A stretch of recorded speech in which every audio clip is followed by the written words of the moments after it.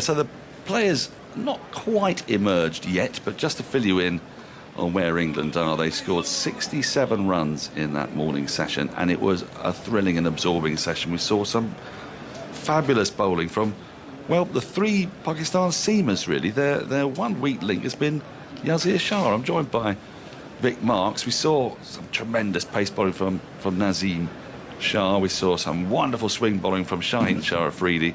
And Mohammad Abbas, he conceded 1 run in the first hour of play. Your thoughts on that first session from Vic Marks? And then I am going to go off and grab a bite of lunch, and Jonathan Agnew is going to replace me. Well, you're quite right, Daniel.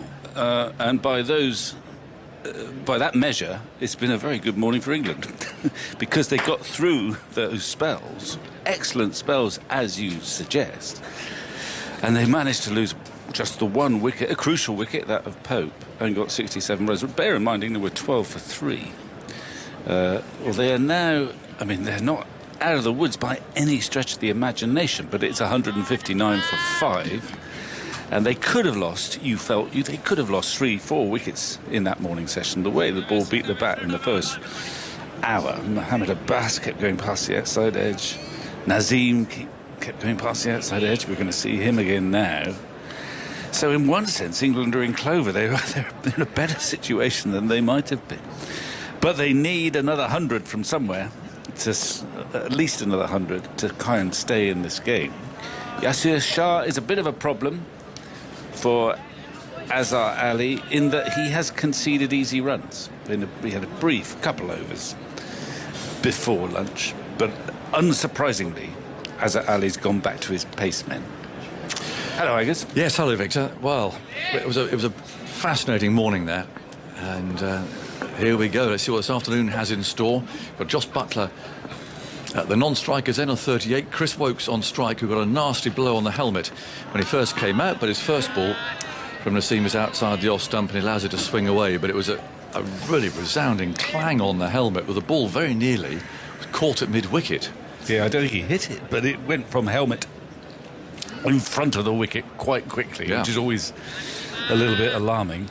It was not a high bouncer. It was a misjudgment by the batsman, really. He could almost have played it if he got on his toes, but he took his eye off it, obviously, right at the start of his innings. It didn't look good for a while, but he seems to be fine. He's played well since. Naseem runs away from us, bowls outside the off stump, and again there's no stroke from Woakes as that carries quickly through to the wicketkeeper standing a long way back in the distance. I mean, I can also see down there Mohammad Abbas loosening up. Are you still advocating Woakes to open the batting for England? Well, I think you had a campaign going for a little while. He's very bravely got back into line after that nasty blow on the head. Well, I can tell you about getting into line, actually, with an old friend of ours, probably. Neil Mallender. Remember him? Oh, yes. Who was not a great batsman, but he'd got a first-class 100 to his name for Otago. There's Naseem again. Bowls to Woakes, too wide. He throws the bat at it. Yeah. And you heard the cries there from behind the wicket as that flew past the edge. If he'd connected with it, it would have whistled to the boundary. And what used to exasperate me a little bit with Neil was he'd get out for naught against Malcolm Marshall. And he'd be so proud. LBW, he said. Look, I was in line. I was in line. He had quite a good eye. I'd much rather he'd backed away and sliced 3 or 4 boundaries over third man, then get out. Yeah. But no, I was LBW to Marshall. Look at that. Yeah, I know what he means. Naseem bowls outside the off stump. Nice stroke from Woakes on the front foot, driving out to extra cover. I remember the real disappointment. It was John Holder as well. We're not headed out with him, who actually gave me not out what I thought was a plum LBW off Imran Khan.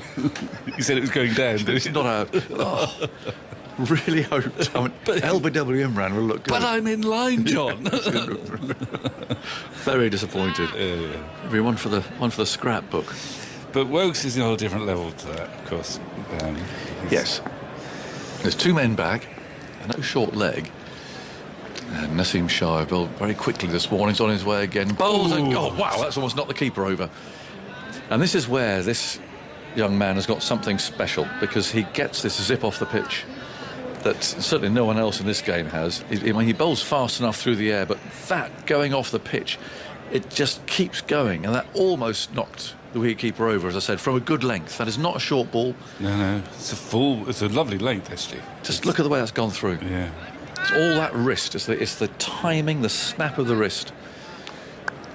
It really is amazing. And he can do that on a slow pitch. This is a slow pitch. 159 for 5. Wokes waits again. Naseem bowls to him. He lets that go through outside the off stump. That doesn't go through with quite the same nip. But it's just that occasional ball. And of course, Pope got one really too that bounced from just short of a length and took the shoulder of the bat. And that's what genuine pace does. But it's a classic action, completely sideways on. And he's what we've seen so far. It's only he's bowled a dozen overs in this match. Is that he seems to have very good control. He likes to bowl a pretty full length. It's not as if he's peppering the batsman constantly. The bouncer is certainly a surprise ball, but he's been in that channel most of the time now. We've got more leg spin. I should think he's got about 3 or 4 overs, Yasir, to try and get it together, and then I thought I might try his other wrist spin. Yeah, Shadow, who we haven't seen bowl at all yet. No, but he just before lunch he kept dragging it down. If he gets it right, of course, he will cause problems. He's bowling to Butler, who's on 38. And Yasir just bustles in off a shortish run, and that spins away, but harmlessly outside the off stump. Rizwan's there to collect it. And as usual, there's the chorus of all sorts of things. There is a lot of noise out there, isn't it? I mean, it's great. Yeah, they're enjoying themselves. Yes, they're over the wicket. Bowls. Oh, he's bowled him. He's bowled him, and Butler doesn't know how. He pushed forward, and it looks to have taken the off stump. Our view hidden by the keeper. He doesn't know how. I think he almost thought, I'll just have the word with the umpire, because how did the bails come off? One's come off. I think I can still see the leg bail there. It's gone through the gate. It has. Is that wrong? Well, it's a straight one. Many of those. It's a straight one, if nothing else. The first ball he bowled after lunch was a big spinning leg break. Butler's walking off as if he just can't believe what's happened there. Yeah. Well, it's a crucial wicket. It is a crucial wicket because they are into the tail now. That's either a top spinner or it is a bit of a wrong one. I think the potency of that ball came because the first one after lunch by Shah was a big spinning leg break, harmless enough because it pitched outside off stump and then went a long way. And people have talked about the fact that Yasir hasn't really got that googly, or he's lost it for a while. But that one just went straight, and I think Butler just played for a little bit of leg spin. There was that little crucial gap, and it hit off stump, and he was befuddled. Yeah. He was surprised that somehow it got through. I don't know how he thought that could happen. I'd like to see that just for a straight up and down angle. Yeah, we saw it from a bit of a quirky angle just there, but to see whether it actually turned or whether it was just a straight ball after a big spinning leg break. We'll see it in a second. Don Bess is walking out. Yeah. Just the start Pakistan wanted. Jos Buttler, 38 from 108 balls, hung around this morning. But he's now been bowled by Yasir. That's his second wicket. Well, you see, now we're down to Don Bess can obviously bat. I mean, it's just a straight ball, isn't it? It is. I'm just trying to see what the seam not quite is. the right angle, is it? But no. Here we go. Has another look. It's gone completely straight. It's a straight ball, and he left a gate, and he couldn't quite believe it. It's a bonus wicket in a sense. It's batsman error, if we're honest, but enhanced by the fact that the previous delivery had turned quite a lot. I don't see the seam position, but it looked like it might be an upright seam, so it would have been a top spinner, but we shall see. 159 for 6. The fact is that Butler's out and Bess is in. Yeah, Butler had battled hard, and you thought that if he could get in against a spinner as well, he's usually a good player of spin, he could have caused a few problems for not only Yasir but his captain. Now I don't know about Don Bess, whether he's had so much experience against a test quality wrist spinner. England are 167 behind as Yasir goes in and bowls to Bess, who pushes that away off the front foot out to cover, and the noise has increased.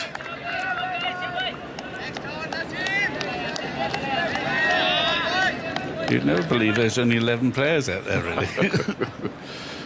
I don't suppose Yasir's saying much. Here he comes again. He bowls to Bess, who does the same, really, pushing forward, playing out to cover. And they might put another man in there, but maybe they just want to let him settle a bit as well. But you know what a wicket does for any bowler. For a fast bowler, suddenly everything seems simple. Now you sense that Yasir might find his rhythm. He's pitched everything on a length since Bess has come in. The sun's coming out. They're just bringing that cover a little bit closer. He's not in a close catching position. Yasser moves in and bowls. Slightly opens Bess out, pitching around about leg stump. Has played it out to mid-wicket. 159 for 6. England 167 behind. One ball left in this over. Yasser Shah bounces in, bowls. Oh, they're spinning past the edge. Beautifully taken by Rizwan, by the way. And there they go. They're enjoying themselves out there. 159 for 6. They've really got England under pressure now. 167 behind. And looking at a replay, it's funny, he does bowl the scrambled seam at times sometimes as well, so maybe that's when the ball skids on. Well, he is a streaky bowler. A bit like Owen Stuart Broad's a streaky bowler, actually, but when the force is with him, and it wasn't really with him earlier in the day or even last night, despite getting Root's wicket, but when everything starts to click, anything is possible. And getting Buttler's wicket would have transformed how he feels. And so England really have got, to come against a very potent attack. The worst combination for tail-enders are quick bowlers and wrist spinners. Yep, they've got the lot. 159 for 6. Wokes is on 15. And Naseem Shah is already on his way now, over the wicket, hurls that down, hits him on the pad. Leg side from here. It's been given not out. And there's a conversation about a possible review, but certainly from this perspective, looked to be going down the leg side. They're still discussing it though. Rizwan, the keeper's having his say. We've got to hurry up though. It's quite unusual because they are reviewing it because the captain's at mid-off. So TV umpire to direct there. We have a player review for LBW. On-field decision is not out. It's a fair delivery. Can we have spin vision straight away, please? Let's have a look. I'll be surprised, but let's see. I don't think there's any nick nice and slow, please. Nice and slow all the way through. Okay, clearly not back to ball, so ball tracking probably missing leg, please. I think. Hits him thud on the pad. You can see middle stump and off stump. Now. It's a bit like your John Holder one, really. You were talking about missing the wickets, Richard. So stay with your original decision of not out. I'll let you know when you're on screen. You're on screen now, Richard. Missing leg stump. Easily. That was hitting another stump, as it were. Well, that was probably where you were hit the other day when John Holder gave you not out. I think I'd been quite pleased with him that close. 159 for 6. The Richard Kettleborough, he couldn't really believe it when they decided they were going to review that. You what? Yeah. It didn't look very good from here. But they're excited. They're up, aren't they? Naseem bowls a bouncer, and Wokes has pulled that with a slightly ducked head, as it were, out to mid-wicket. Not necessarily a convincing stroke. No. I mean, he made quite good contact, but it hit the field. Not sure he was actually looking at the ball when he played the shot. 159 for 6. Azhar Ali, I think... he's just gone over to Richard. He's explaining his decision there to Richard Kettleborough. Or maybe just said, sorry, wasting time. That was a very bad review. I got talked into it. Yes. But I mean, he's got no view where he is. Not really, not at mid-off. Not wideish mid-off. He's depending on a 17-year-old fast bowler and a very excitable, newish wicket-keeper, which is perhaps not the best input. Naseem again, runs in, bowls very full, clipped away by Wokes out to mid-on's right hand. Tumbling stop there. They're thinking about the second. Oh, well, they've decided against it in the end. A horrible mix-up. And it's Shaheen Afridi there, who's left-handed, of course. I think Bess saw that. Wokes was thinking about the second. And they decided against it. Here's the Buttler one. Just watching it on the screen. It's pitched. It's middle and off and hit off. It's not a googly. No. It could be that top spinner. And I think it's a leg spinner that hasn't spun very much. Well, yeah, but I mean, the great leg spinners, and Yasir is one of them, they can actually almost control the amount of spin up to a point where they release the ball, I think. But who's our best option to talk about that? But I'm not sure we've got them in our box, but I think they can, depending on where they release it at the back of the hand. They can, in a way that a finger spinner really couldn't, control how much spin they impart. So Bess on strike, and Naseem is running in. 3 slips and a gully. He's there and he bowls outside the off stump. And Bess is brave. He's a doughty fighter down here at number 8. He'll be gritting his teeth. And he'll be getting stuck in. Well, he's come a long way in a very short time, Dom Bess.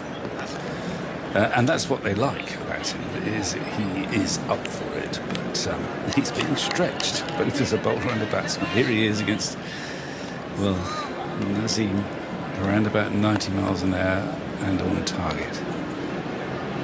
Bess dips at the knees. Naseem runs in, bowls to him on the off stump, and he plays that carefully into the offside. Nice defensive stroke, no run. Saw some humour in the England camp, but if you saw on the screen there, a deadpan James Anderson. Now the camera pans in to the dressing room to see who's next and what's going on. Deadpan James Anderson. Sitting alongside him was a photograph of Danny Rubin, who is our media liaison fellow, with a helmet on, as if he's the next batsman in. Anderson absolutely deadpan. 160 for 6. Naseem runs in, bowls a bouncer, and doesn't get up very high actually. Bess played it comfortably enough. Naseem likes a glare, and Bess actually gives him a nice little smile back. 160 for 6. Trailing by 166. Woakes 16. Bess yet to score. There's Archer, Anderson, and Broad to come. Yes, you can't guarantee too many from them. I mean, Stuart Broad, of course, actually played brilliantly in the last Test match, didn't he, for his 60? I think Broad might play a few more shots against the spinner, which of course will be turning it in the right direction for him. You mustn't cast your own sort of... I know you relate to Broad now as a batsman, in a way you probably didn't about 5 or 10 years ago. You know how they might think. Now then, he's not over-attacking against Woakes. At the moment, he's just got the slip. He wants to keep the pressure on in terms of run scoring at Azhar. In fact, he might be bringing in a close fielder now, but they've got to fetch their helmet. Andy. Switch myself on. I've been looking at Joss Butler's recent form with the bat since the Old Trafford Test against Australia last year. He's had 19 innings, he's reached 20, 13 times out of those 19, but only 2 half centuries out of those, so he's had a lot of starts without being able to go on. 38 today. Yes, sir. Moves in, bowls to Woakes, who leans forward, or rolls away down to a straight mid-on. So we've got, him there, straight mid-on. There's a man out at deepish mid-wicket, almost all the way to the boundary, but not quite. And then another in a similar position at deep backward square leg. The sun's out again. A ring of 4 on the offside and a slip. That's a quicker one and shorter. And hit out to Shadab, who's fielding at point. But still hasn't bowled yet. He's the one apparently with all the variations. According to Azhar anyways, he bowls the lot. Flippers and wrong ends. Yasser for now though, moves in bowls, and that's nicely played by Woakes again. On the front foot, pushing the ball back to the bowler. There's the cacophony.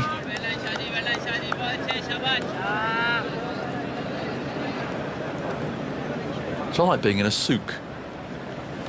They're selling all the spices you walk through that part of the world. Trying to get your attention to sell spices. There's the next one outside the off stump, spinning away. I like it when you can hear the fielders sort of calling Naseem Lily Shah. There's humour in there. Yeah. I think I've been spice shopping with you in a souk. Yasser bowling, Woakes forward, plays to the right hand. I think it was one of those awful shopping excursions when you're frantically looking for a Christmas present. Yeah, I know. Yes, I think we have. We've done that a lot of times. There have not been many triumphs. My word, you're taking some garbage back. Well, you wouldn't be alone in thinking that. In goes Yasser bowls. It's pushed back to him by Woakes. And it's the end of the over, 160 for 6. I remember this shaking my head in some surprise. You've handed the rupees over. Oh, no, because you were desperate. We're flying home that night. It's the last afternoon. It's Christmas Eve or whatever it is. I know, it's disaster. Nearly always disaster. You've had some or two interesting ones. I don't know. Still, it's maybe again soon, but although not for a while. We're not going to... No. Obviously not going to India before Christmas for the one-dayers. We've learnt that today, haven't we? Yeah. And who knows where that test series that is still scheduled for the new year will take place. We don't know yet, do we? No, we don't. Or indeed, if they will go to Sri Lanka in January. Naseem's going to bowl. Bess is on strike. He's not yet off the mark. There's 3 slips and a gully waiting there optimistically as Naseem rushes in and bowls full and clipped away into the onside. Nicely played by Bess. They'll steal a single there to Shaheen. So, Victor, it's a quick word to you, doing a quick change here because Dan's coming in. Bess is away. Not overawed. I mean, he's grown a lot as a cricketer very quickly. He's been tossed into the Test arena at a young age, partly because of how well he's done down at Taunton, but also there's a certain paucity of options, and he's seized his chance. And whatever else you say about him, he is up for it with bat or ball in the field. Naseem Shah into Chris Wokes. Right arm over and defended full ball on the stumps up to mid-off. And there's no run. Pakistan have made the breakthrough after lunch. I was just wolfing down very quickly a bit of fish pie. And so I've relied on Andy Zaltzman's description of the wicket. Ball went straight on through a bat pad. Yes. I mean, he'd bowled a big leg break. The ball, harmless leg break. First ball to Buttler, which had spun from just outside off stump way to the offside. Naseem in again. And Wokes drives inside half of the bat back to the bowler, and there's no run. And this one, it surprised Buttler, it surprised us that it got through the gate. He was just defending it. It wasn't the Google. It didn't actually deviate from off to leg. But it was either a sort of top spinner or a non-spinning leg spinner that just kept going. So it was, Andy, as ever, I'm sure he's got a way of recording this. He was out to a straight ball, but it was made less straight by its predecessor. Well, Andy's been furiously hard at work on other metrics, which we'll come to shortly. Naseem Shah is in, and Wokes defends again from the crease. Just getting in behind it a little bit better than he did before lunch. There was a period when he first came in, unsurprisingly, he was clocked on the head really badly. I mean, not so bad that he was concussed, evidently, because he was tested, but it would have shaken him up a bit. And after that, you did tend to see more of his stumps than you might otherwise do. Well, since lunch, from what I've seen, he's just getting into line a little bit more and growing into his innings. He's been in very poor form with the bat. England need him to find some form now. 2 slips and a gully, 3 in the ring on the offside. Naseem Shah's in and drives again, slightly loosely, again off the inside half of the bat up to mid-on. There's no run. There's also a deep forward square leg and a long leg. What's interesting is that he got hit on the head, bang, and it flew to mid-wicket, which always looks bad. Now, sometimes I think if England are in the field, that's enough, and they will suddenly completely change the field, forward short leg, 6 men on the leg side, no one in the slip corner, but Naseem and the Pakistan team, they haven't changed the field. Naseem essentially has kept bowling full. And I quite like this because the short ball, when it comes, will still be a surprise delivery.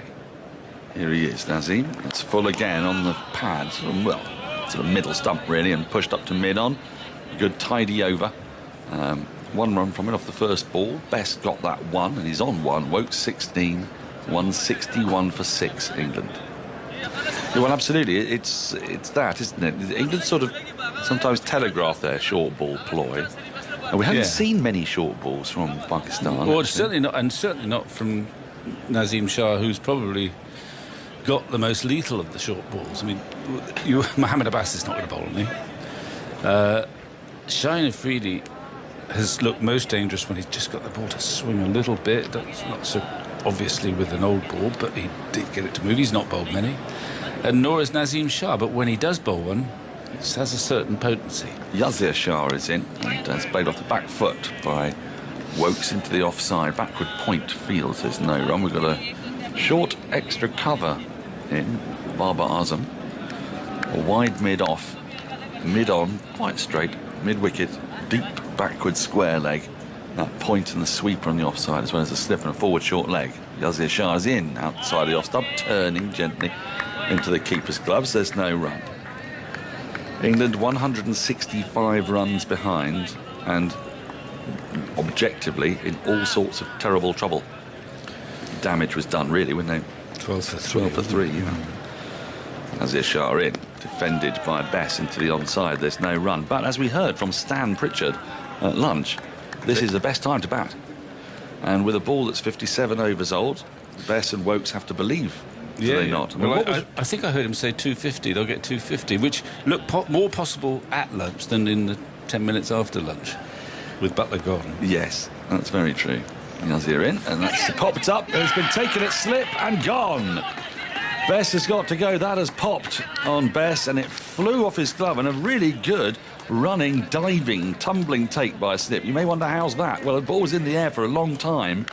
I think it flew off what's probably thumb, do you think, or handle? We'll take a look in a minute, and it went quite square. It went to a sort of almost a gully position. We see the replay. Yes, it is off the glove, off the thumb, the bottom thumb, and a good take. I mean, he'd be very disappointed not to have caught that. And, well, Asad Shafiq with the catch. Yazir Shah with his second wicket since lunch, and England are rocking as Best goes for one. They're 161 for 7. Yeah, well, he's now taken 2 wickets without conceding a run. He conceded 41 at lunchtime. And as I say, he is a streaky bowler, and when the rhythm is with him, he is dangerous. That ball would have ballooned to gully, but they didn't have one. So first slip had to take off. It went slowly, though. What is alarming from an English perspective, or any team that wants to score a lot of runs, is that ball, it bounced as well as turned quickly enough to take the glove. Pitching round about, he obviously had to play it because it was on the middle and leg line, and it wasn't the edge of the bat that was taken, but the glove. So Yazir Shah now, who'd looked, as if it might be a bit of a weak link briefly, not anymore. He's got the force with him now. He's spinning that ball. I mean, it's turning quite a long way. He is a wrist spinner. He gives it a good rip. We've seen some leg breaks, go quite a long way, but that one popped as well. Out comes Archer. Well, Archer... I want to see Archer facing Nazim, after Archer had mentioned that, let's see if he's bowling at 90 miles an hour come the afternoon. Yes. Well, by my calculations, it's nearly 2 that qualifies. Well, he's got to get to the other end first, hasn't he? Yeah. So there are 2 balls left in this Yazir Shah over. It'll be interesting to see the approach that England now adopt, because Woakes hasn't been in the best of form, so does Archer just bat for him? Well, he's gone back and cut this, with a straight bat, really, more a back foot punch. He's got a thick edge. It's run down into the third man region, and the batsman come back for 2.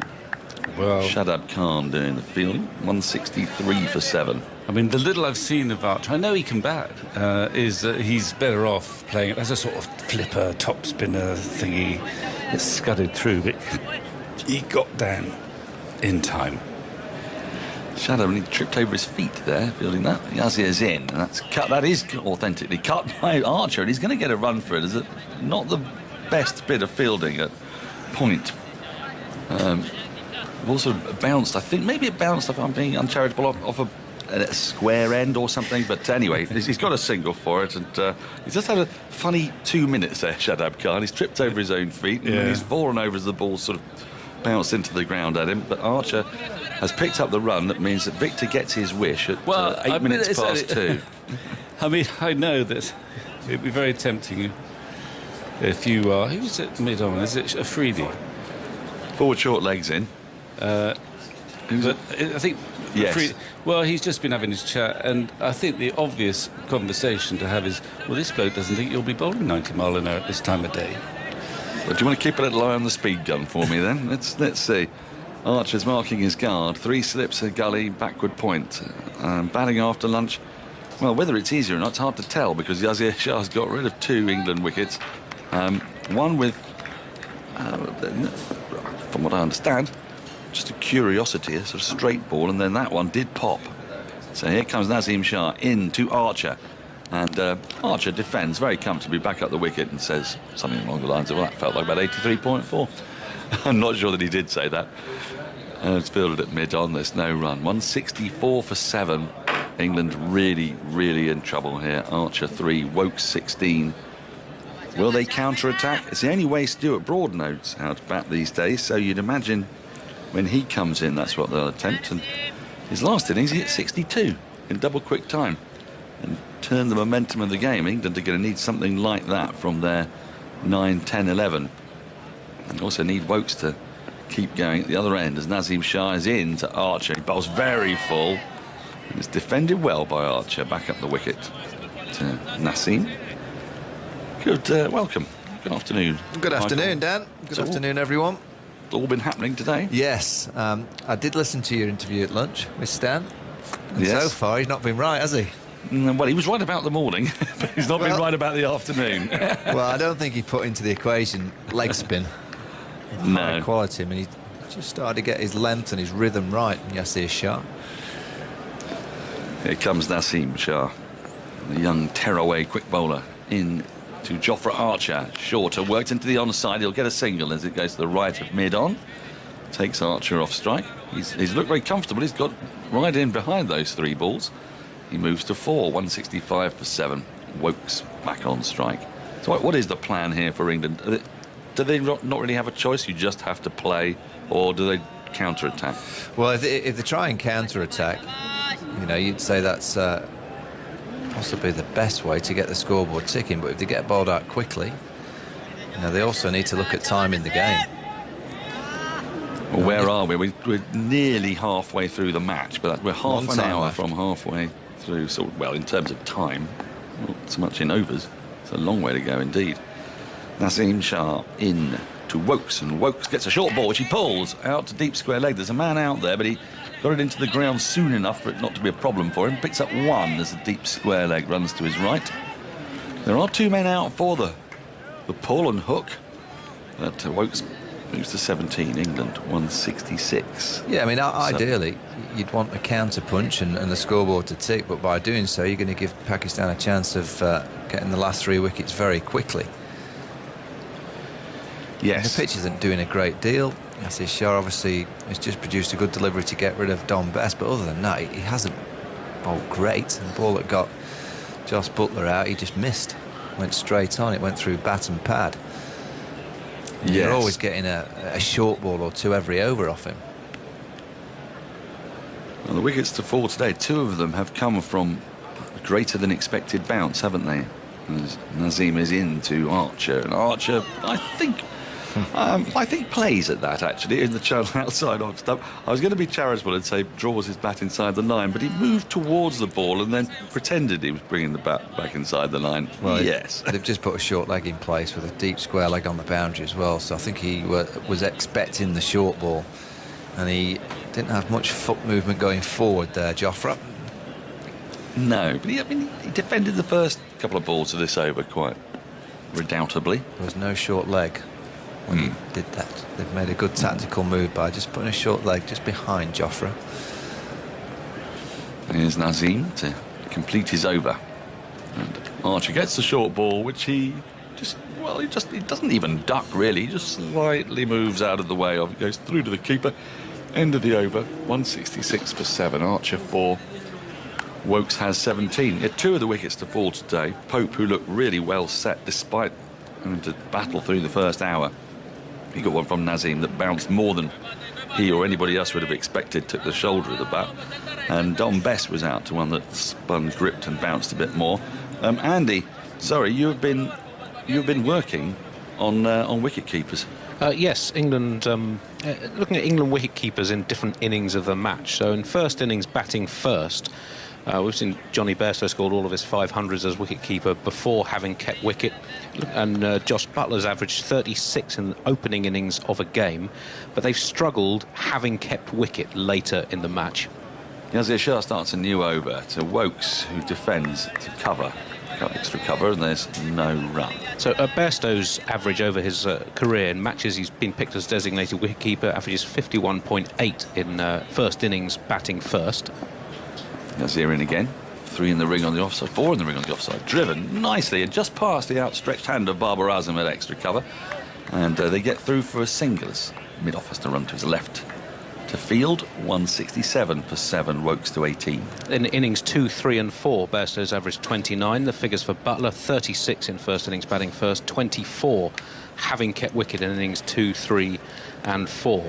Now there's often a drop-off. Matt Pryor averaged 55 in the opening innings of match, 33 in the second, third and fourth innings. He did have a number of centuries having kept wicket.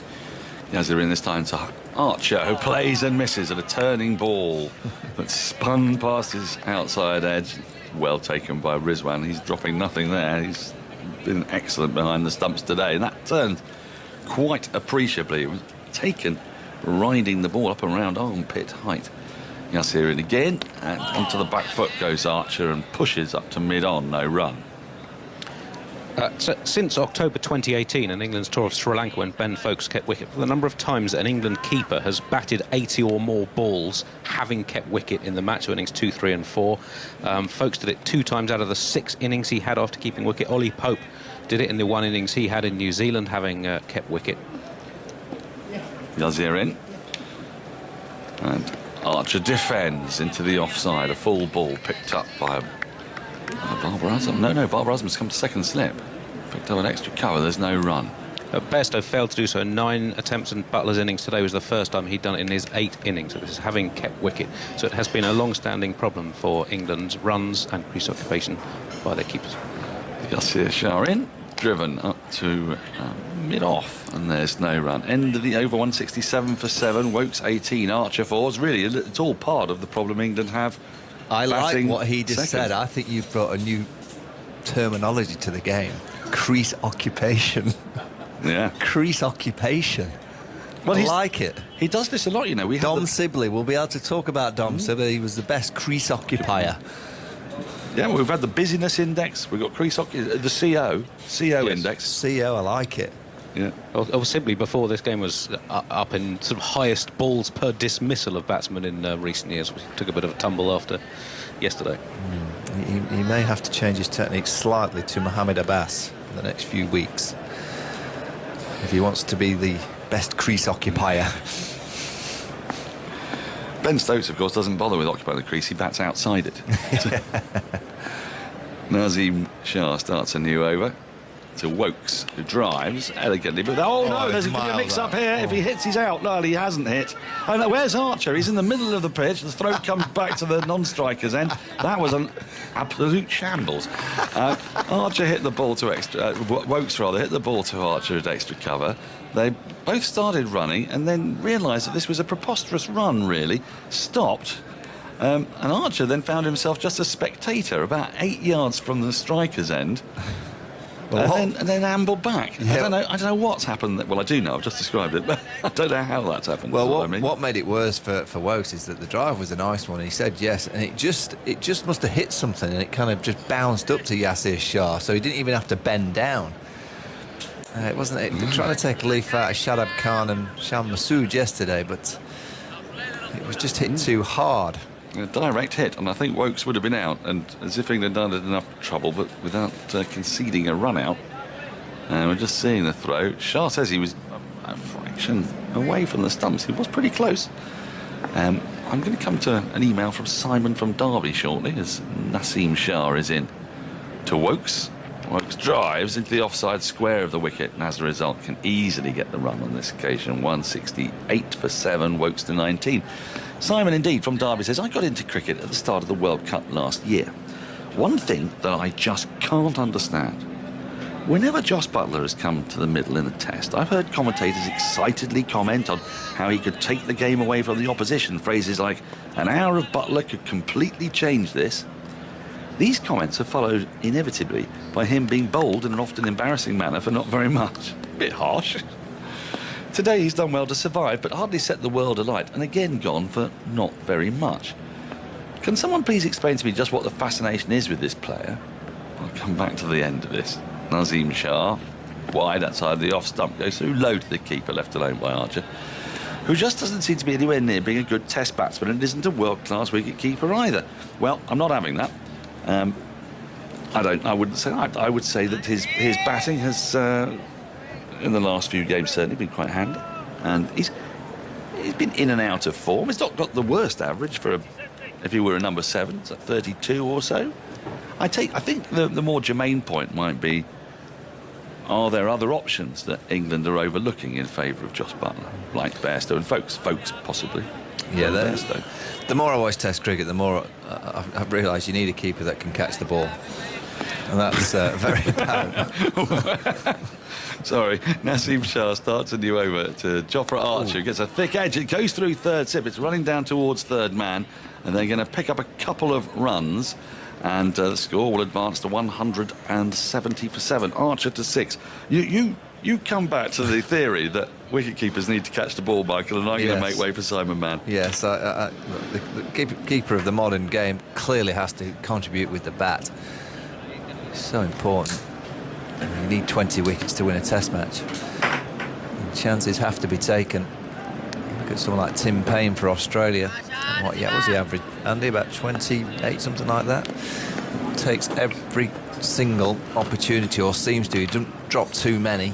Here's Naseem bowling to Archer, and Archer's forward, thick edging that along the ground, down into the gully, and there is no run. 170 for 7. Pakistan with a very firm grip on this test match. It's going to need something remarkable from England's lower order here if they're to get themselves back in the game. They're 156 runs behind on a pitch that's offered plenty of spin, and there's variations in Pakistan attack as well, which is going to clearly put pressure on England in their second innings. Payne averages 31.6 in tests, only 750s, but quite consistently productive with useful scores. Yes, the 31 batting at 7. I think if your keeper bats at 6, he has to average a few more than that, but I'd take an average of 30 at 7.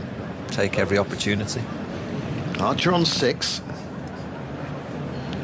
Naseem bowls to him, and Archer just gets the bat down in time. There's an appeal for LBW. Think about a quick single as well. And neither is there, neither the LBW nor the single. And Naseem went to the ball and picked it up just as he was realising that Archer was thinking about it. That's twice now there's been some confusion between these two bowlers. They've now been asked to dig the team out of a very big hole with the bat. That's the first ball really for a while from Naseem Shah that's kind of whipped back into Jofra Archer. He hasn't been doing a great deal. He was getting excited because he started to appeal because he thought the ball had just flicked the pad first, but it hadn't. Came off, I'd say, the middle of Jofra's bat, but it was right off the face. Something we've just seen on our screen. Chris Woakes has been having some treatment. We talked about this yesterday, didn't we, about diving on this Old Trafford square and on the wicket ends. Chris Woakes diving to make his ground on that near run out in the previous over, has taken some skin off his elbow. I think he's had some, is it iodine they put on it? Or Friars Bolson, is it? I'm not quite sure. Bolson, it's that orangey, browny stuff, so it's a stinger. Yeah, it's a horrible thing. If it's ever happened to you, you'll know. I tell you what, skin off. The worst place is on your hip, because you have to obviously sleep on your hip at night, and you stick to the sheets. Seeing the run-out opportunity again on our monitor. If it hit, I think he would have been out. It's 170 for 7. So Woakes is putting his gloves back on, and he's going to take strike from Yasir Shah, who's been the main man for Pakistan this afternoon. Contrast those two spells after lunch, yesterday and today. Pakistan winning them both. Here is Yasir bowling, and Woakes plays firmly back to the bowler, and there's no run. Yesterday, England's spinners couldn't make any impact at all, and actually rather release the pressure. Today, Pakistan's spinner has bolstered the strength of their position in this game. 170 for 7. Woakes on 19. Comes quietly forward. He'll be tempted to dance down and try and hit one over at Yasir Shah's head. Mid-off's just slightly deeper. He's there really halfway to the boundary, so if you get it, you'll be fine hitting it over the top. Woakes waits. Yasir bowls to him. That's a sharply spinning leg spinner that Rizwan takes away to his right-hand side, almost on line with the return crease. Oh, he's just getting into a rhythm here, Yasir Shah. It's taken him a while. I mean, he's got 3 wickets and he hasn't bowled that well. This afternoon, though, he's barely bowled a bad ball. Here he is. Bowls to Woakes, and Woakes is bowled. That one kept a bit low, but it went through quickly off the pitch, and Woakes was back and looking to play it into the leg side, and Yasir's got another one. 170 for 8. Woakes is out for 19. That was the one that goes straight on. Yeah, he just went to pull it, and it zipped through. It's too quick for him. Clever bowling. Mid-wicket was back on the boundary, so he was just trying to punch it into that gap. Beautiful bowling. Yeah, he's been so much better since lunch. I don't know whether he'd had a little chat with Mushtaq Ahmed, Pakistan spin bowling coach, but he's got the Jimmy Anderson end, which is a change from where he was bowling in the morning session, and he's bowled beautifully. Woakes goes for 19. He played better than we've seen him play in Test cricket for a while. 170 for 8. They trail by 156. I'm thinking Headingley last year. That's where my mind's triggered to, Simon. It's going to take some kind of effort, isn't it, to get anything out of this Test match from here with the pitch doing what we're seeing. Yeah, the Headingley pitch wasn't doing as much, was it? No, it quietened down. There was spin though. Nathan Lyon was spinning it, so when England set out for that chase, and I think they was probably having to chase something similar. I don't think any of us gave them any chance at all. So you never know, but this Pakistan seam attack haven't really got the rewards that they deserve. I think the seamers have been magnificent for Pakistan. I think they've done well to only lose 4 wickets to them. Yasir Shah 3 for 4 in 4 overs and 4 balls since lunch. And in his previous test at Old Trafford, in the 2 innings combined, he had 1 for 263 and 59 overs. Well, here he comes, Sir Gary. Well, Stuart Broad played that remarkable innings against West Indies on this ground not so long ago. And he had licence, basically. I suppose in a sense he's got licence now to go for it. Everyone else has failed. So much easier when your team are on top. Well, that's right.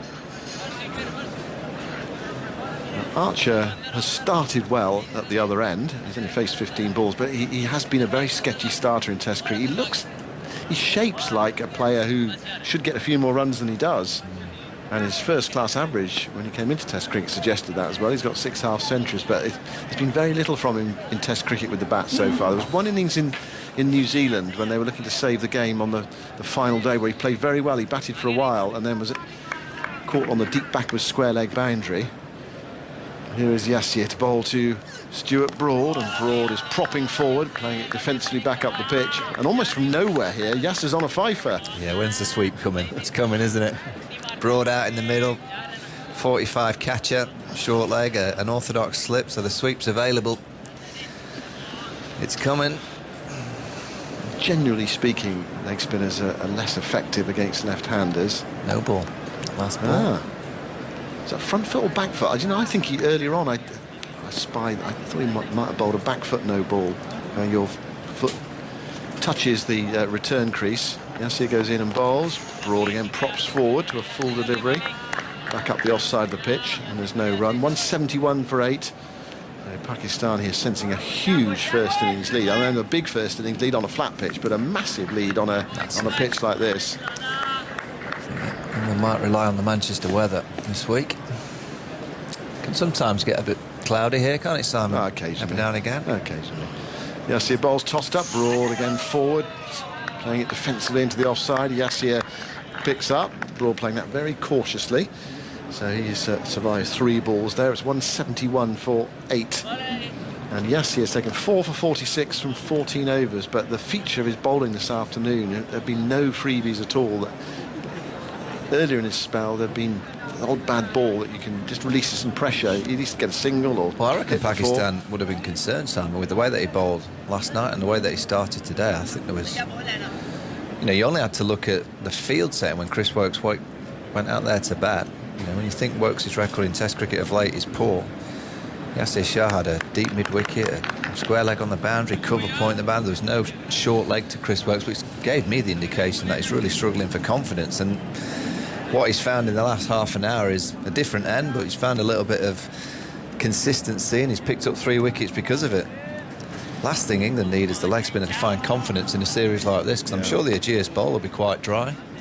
Saw that against Ireland in the first 2 one-days in particular. Plenty of spin for Rashid. Shaheen Afridi back into the attack from the Statham end. Goes in now, bowls to Archer, who cuts that away. Very well stopped, or half stopped at backward point by Shan Masood. As Archer connected with that one. It was a nice looking shot, but he only got a single for it. They've been very impressive, Simon, Pakistan. Everything about the way that they've operated all week. Obviously batting to start with, they've looked agile and athletic in the field. it was Aggers on day one. We just mentioned their warm-ups, and we just looked down and thought, wait a minute, they look like a team that is well prepared, this Pakistan. All right, they've not played the 3 test matches like England have done, but looks to me like the warm-up games that they've played has been competitive. You only have to look at the players that aren't playing. They train on the pitch at night doing fielding drills and fitness. Whew, they work them hard. So I was playing a bit of table tennis out to the right. They were still going last night. Were they? Yeah, they were still working hard, taking high balls, doing a bit the shuttle runs. 72 for 8. There's Shaheen bowling way down the leg side to Stuart Broad. Rizwan dives across to take it. I suppose the only thing you would say about that is not a great deal else to do, is there? I mean, it does give you a chance to concentrate on your cricket skills. So you're doing a few laps this morning, Simon, around the ground with your big headphones on. Well, you've got the old school, those headphones, weren't they? A bit like the ones I'm wearing at the moment. Well, yeah, I think they're your kids, are they? Massive. I discovered that actually, if you're going to run around this Old Trafford ground, you've really got to have some distraction to take your mind off it, because it is a bit soulless. Yeah, I reckon I can talk you through every single car. Here is Shaheen Afridi, bowls to Broad, he gives himself a bit of room, plays it into the onside. Oh, he sets off the single, then goes back because Archer's not interested. He's leaning on his bat at the non-striker's end. There wasn't a single there. Broad wanted to get off the mark. Shake of the head there from Stuart Broad. He's not happy with Jofra. Jofra's going down for a conversation. Stuart Broad talked about the way that he's looking to bat in Test match cricket, give himself a bit of space on the leg side, open up the offside. Yeah, Archer not interested there. He didn't. I mean, it was a tight one. Broad wanted it. Archer didn't. The problem for, I suppose, for Archer is when it's hit, when it's driven back, you instinctively go back. You feel you might be in danger of being run out at your end. Shaheen bowls. Broad takes this off his hip down towards the fine leg boundary. And that has it been stopped in the distance? No, it's gone for 4. There's a diving attempt to stop it from Mohammad Abbas, and he couldn't get down. It was a really sort of traditional fast bowler's attempt, that, from Mohammad Abbas. Yeah, good point, that, Simon. I did mention that Pakistan have been very agile and athletic in the field. There is one exception, and understandably, Mohammad Abbas, he's just a bowler. He just bowls brilliantly. The field every now and again, yeah, that was an awkward dive, wasn't it? Yeah, some would have stopped it. Mohammad Abbas didn't. No, so you 4 don't mind more. that. Broad is off the mark.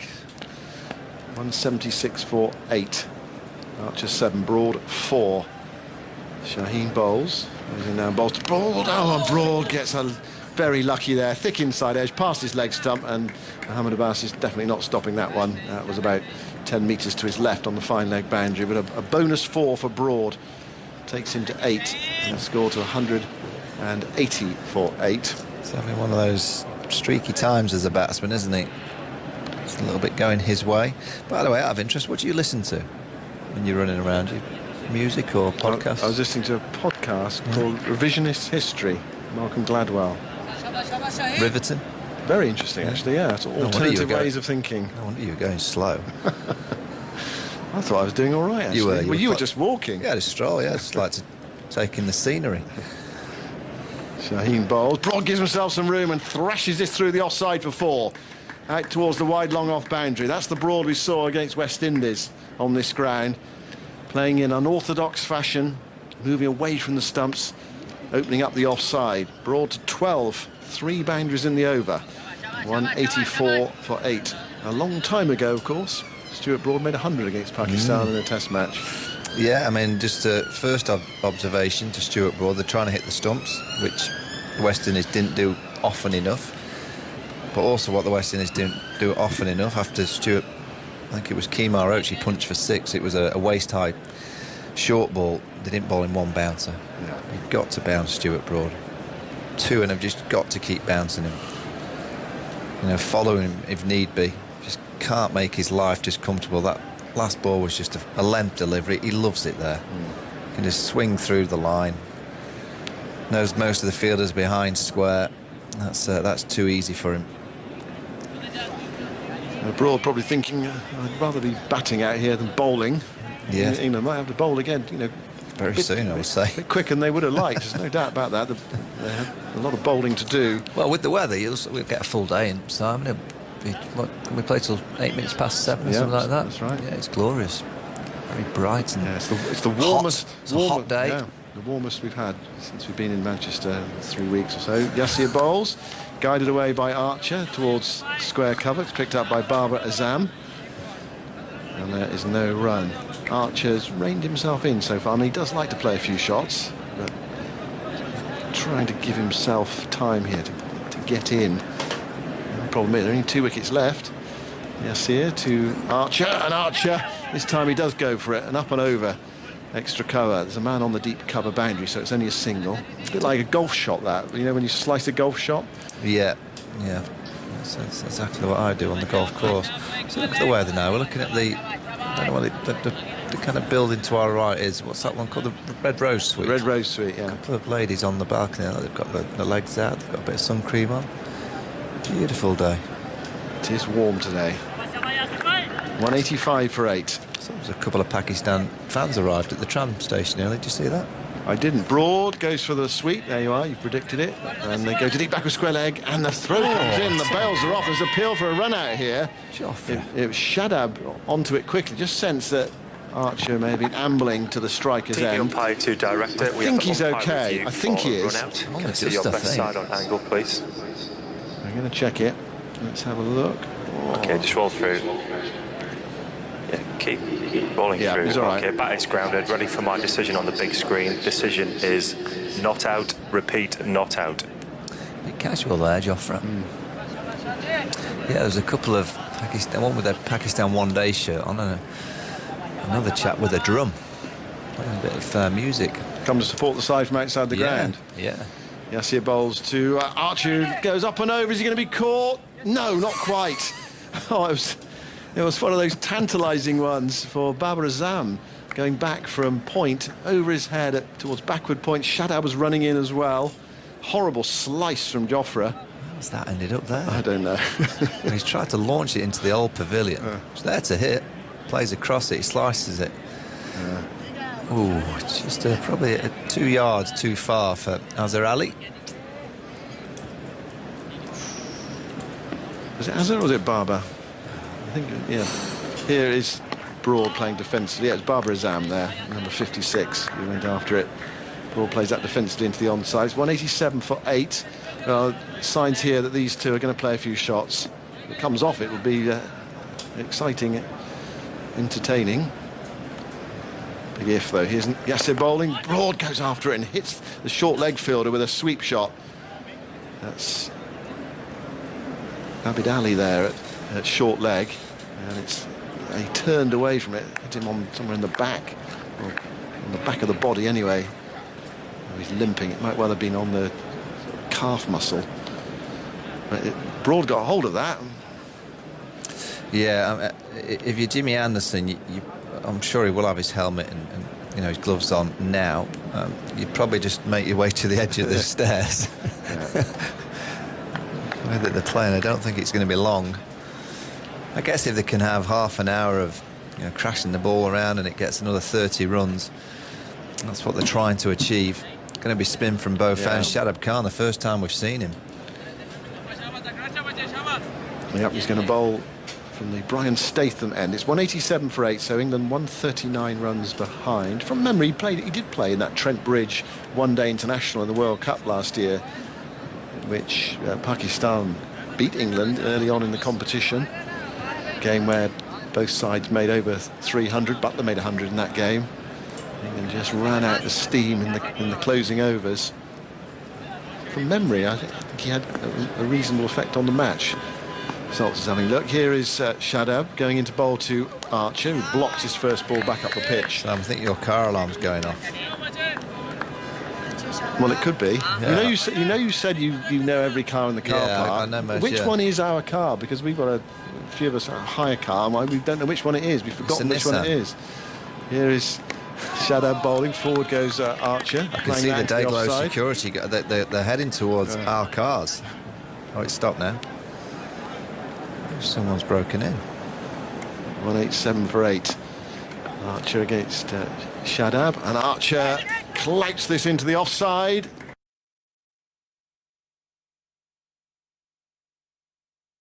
And it's gone to the wide long off boundary, along the ground mostly. for 4 runs. Archer to 13. 191 for 8. Am I right about Shadab? Yeah, in that World Cup, brilliant World Cup match at Trent Bridge, Pakistan made 348 for 8. Shadab a 3-ball 10 right at the end, undefeated, and then opened the bowling, dismissed Jason Roy for 8, and then took the key wicket of Joe Root, who'd scored 100 and had a partnership with Butler. Shadab bowls to Archer. Archer stretches forward, sets off for the shortest single I think I've ever seen attempted in Test cricket. Broad sent him back. There's a short extra recovery and he played it straight to him. There's something about tail-enders, when the top order kind of duo get together and want a quick single, it looks like it's going to work. Yeah. And the tail-enders start trying to do it, it's carnage, isn't it? Well, Broad has been run out by half the length of the pitch there. Shadab went in, Archer wasn't quite ready, so Shadab pulled out 1, 2, 3, 4, 5 men on the boundary. And if it's up, it's off. Shadab bowls to Archer. And it's quite full. Archer blocking it back up the offside of the pitch. I mean, this is entertaining. But England need more than a bit of entertainment here. I mean, they need something really serious from this 9th wicket partnership if they're to get themselves back in the game. They're miles behind.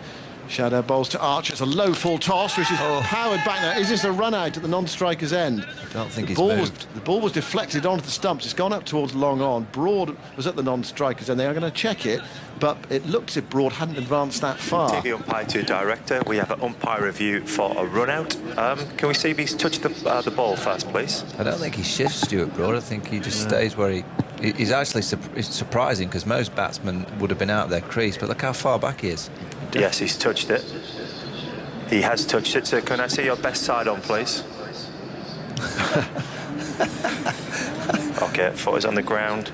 Foot is on the ground. OK, ready with my decision for the big screen. My decision is not out. Repeat, not out. It's extraordinary because Stuart Broad has not backed up at all. You say to youngsters, back up. Broad has not. He's deep in his crease, almost as if he's saying, well, there's no point trying to attempt a quick single with Jofra. He's a smart player because obviously Mankadin of late, you just stay in your ground, don't you? Well, it was remarkable that. He did not leave his ground at all. 192 for 8. Yasir bowls to Archer. Archer stretches forward, plays defensively into the offside towards short extra cover. Picked up by Azhar Ali and there's no run. How long can they continue this? Archer 14, Broad 13. 1, 2, 3, 4 men on the boundary for Archer facing Yasir Shah, who's on a fifer. Yasir Bosch floats this up. Archer allows it to come to him and then watches it very carefully spin away. And it's taken by Rizwan. Look at the fielder on the deep point boundary. Just bring him in by 5 yards because he's going to skew one in the air again. Going to go for the big drive. Yasir bowls to Archer. Oh, that one fizzes through as an appeal for a catch behind. Belated appeal. Rizwan is saying, I think he might have nicked that, you know. And they are going to review it. There's not a great deal of conviction out there, certainly not from Yasir Shah, the bowler. Has he got his fifer here? TV umpire to Archer's director. smiling. We have a play review for caught behind. On-field decision is not out. It's a fair delivery. So can we move on to front on spin vision, please? I think Stuart Broad says you're fine, but we'll wait and see. OK, doesn't appear to be any bat involved, but can we confirm that with Ultra Edge, please? Just roll it through, nice and slow, flat line. Yeah, clear daylight as the ball passes the bat. Yeah, just keep rolling through. OK, ready to go back to Richard on field. Richard, stay with your original decision of not out. You're on screen now. There we go. Well, Pakistan are eating up England wickets and they're losing reviews, but it doesn't matter so much. There's only 2 to go now. Well, in theory, it doesn't matter so much. Yasir bowls. Archer goes back. He comes off the pad, I think. Comes down fine. And they go through for 1. Archer wants to come back for the second. I heard Stuart Broad say, no, wait there, but there was a clear 2 there. And 2 leg byes are taken. It was Asad Shafiq who sprinted back from slip to pick it up. Asad took that good catch to get rid of Best, diving away to his right. You'd expect him to catch it. It was a looper, really. As he got his feet right, and he did. Looked spectacular. Some good photographs of it. But you expect the slip fielder to take it. Yasir bowls to Archer. Powers that back down the pitch. Not perfectly timed, but not very well fielded by Yasir away to his left.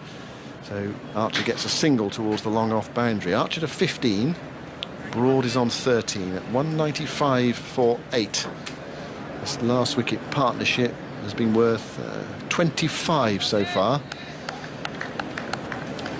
And field changes around for the left-handed Broad. There was going to be 3 close catches, but they changed their minds. The leg slip is going back.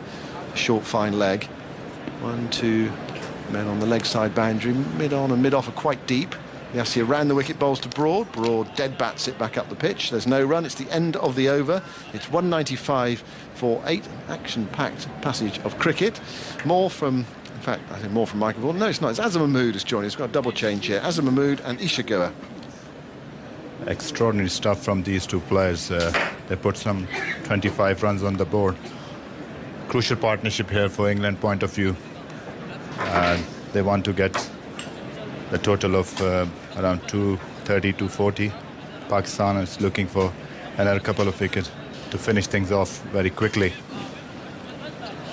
First innings runs so important here at Old Trafford, especially with 2 leg spinners in the Pakistan lineup, the second of which is operating right now from the Brian Statham end. Shadab Khan has come into the attack.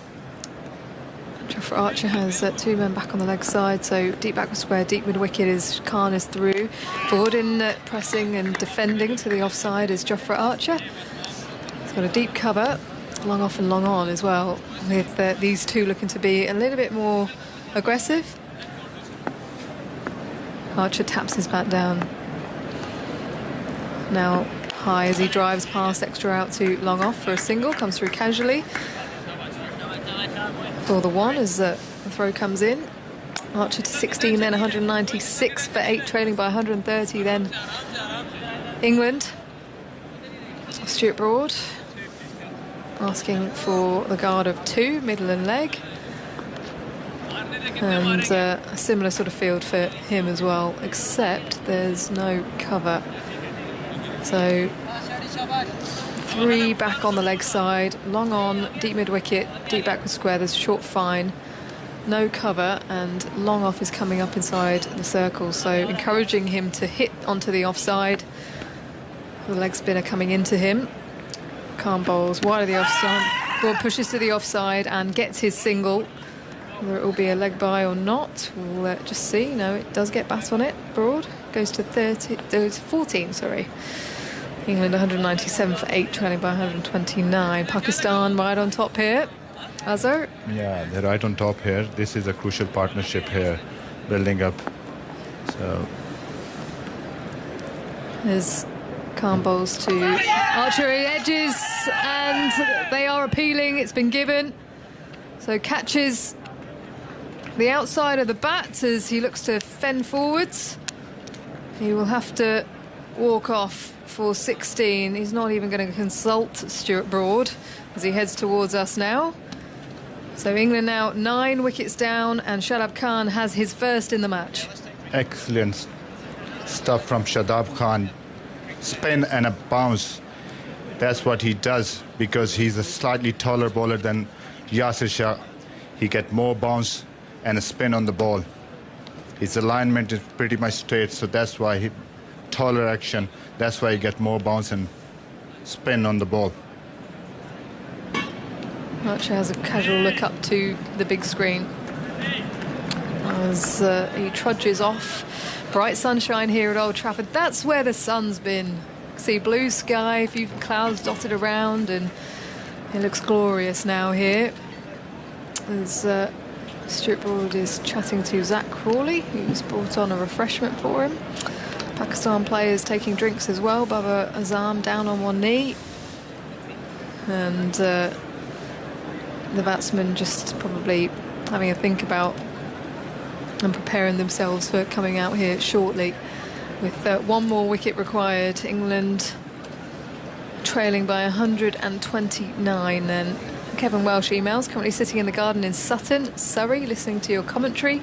The temperature is 35 degrees and I'm sipping a nice cold pint of beer. Don't make us jealous.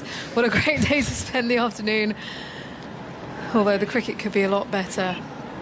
Yes, absolutely, Kevin. From your point of view, from Azhar's point of view, he's delighted. Yeah, I'm delighted. Now I've seen Azhar Ali signaling outside which roller he has to take, short one or big one. So let's see what the management will say. What would you say? I will go with the heavy roller. As Anderson is now out in the middle, punching Stuart Broad's hand as he now leans over and gives himself a back stretch. Two members of the 500 club when it comes to bowling in Test cricket. And, well, Stuart Broad, he's going to play his shots, no doubt, but James Anderson will have to get through another 2 deliveries. So heavy roller.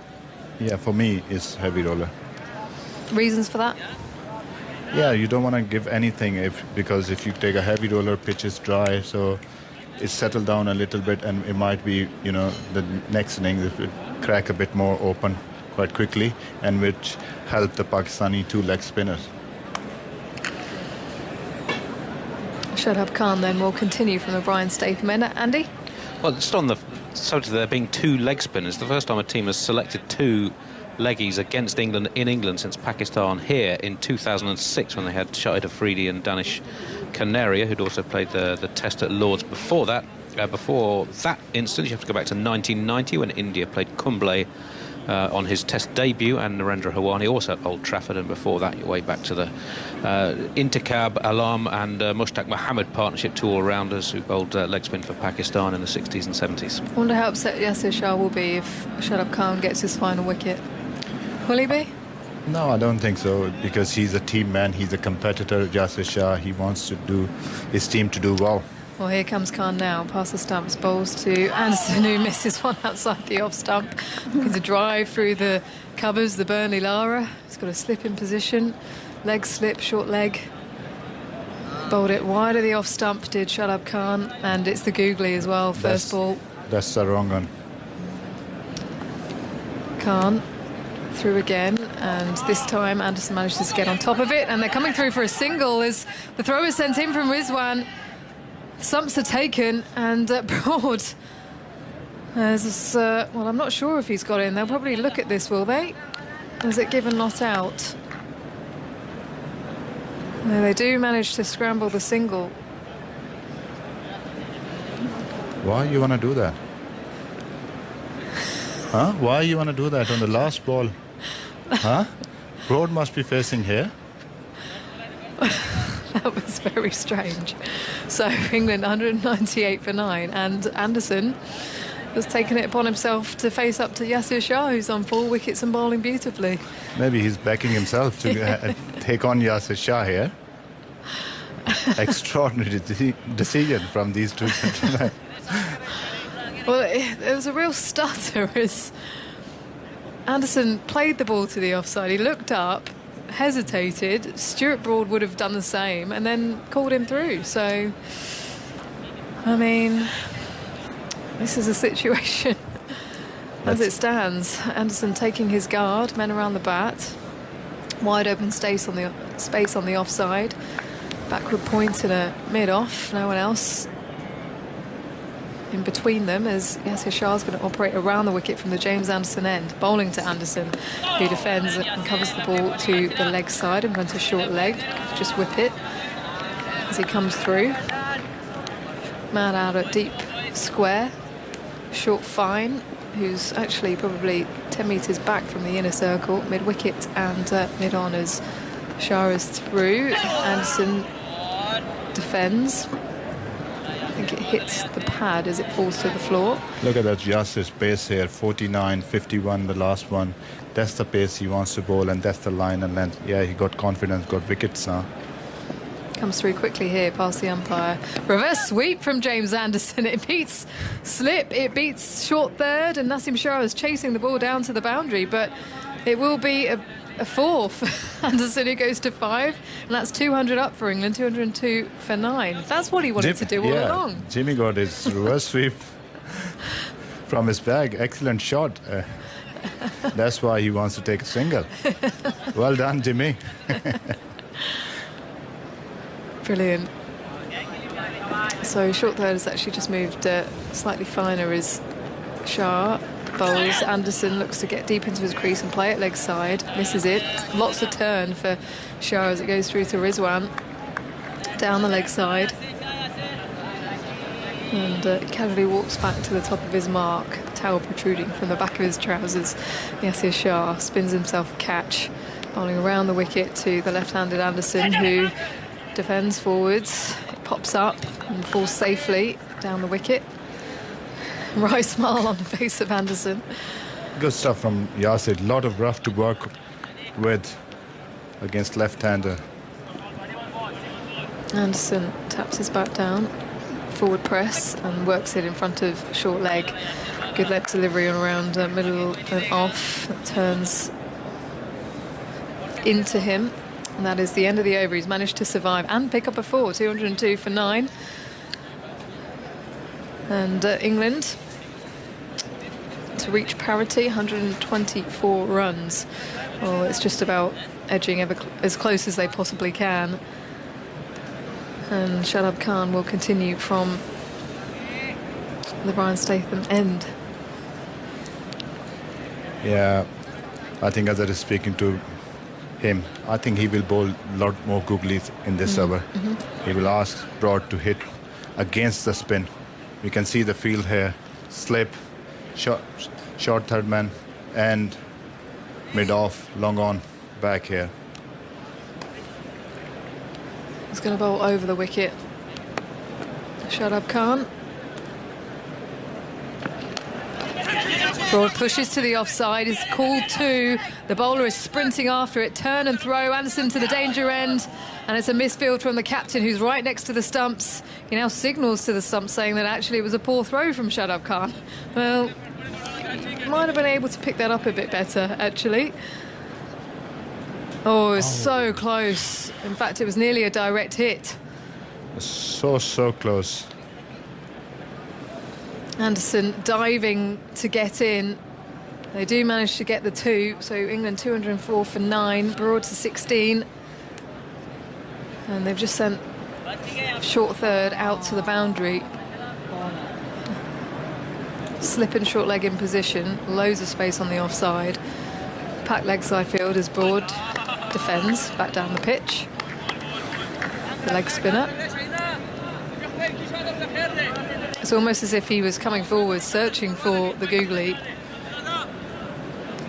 Now change of angle as Shadab will come around the wicket.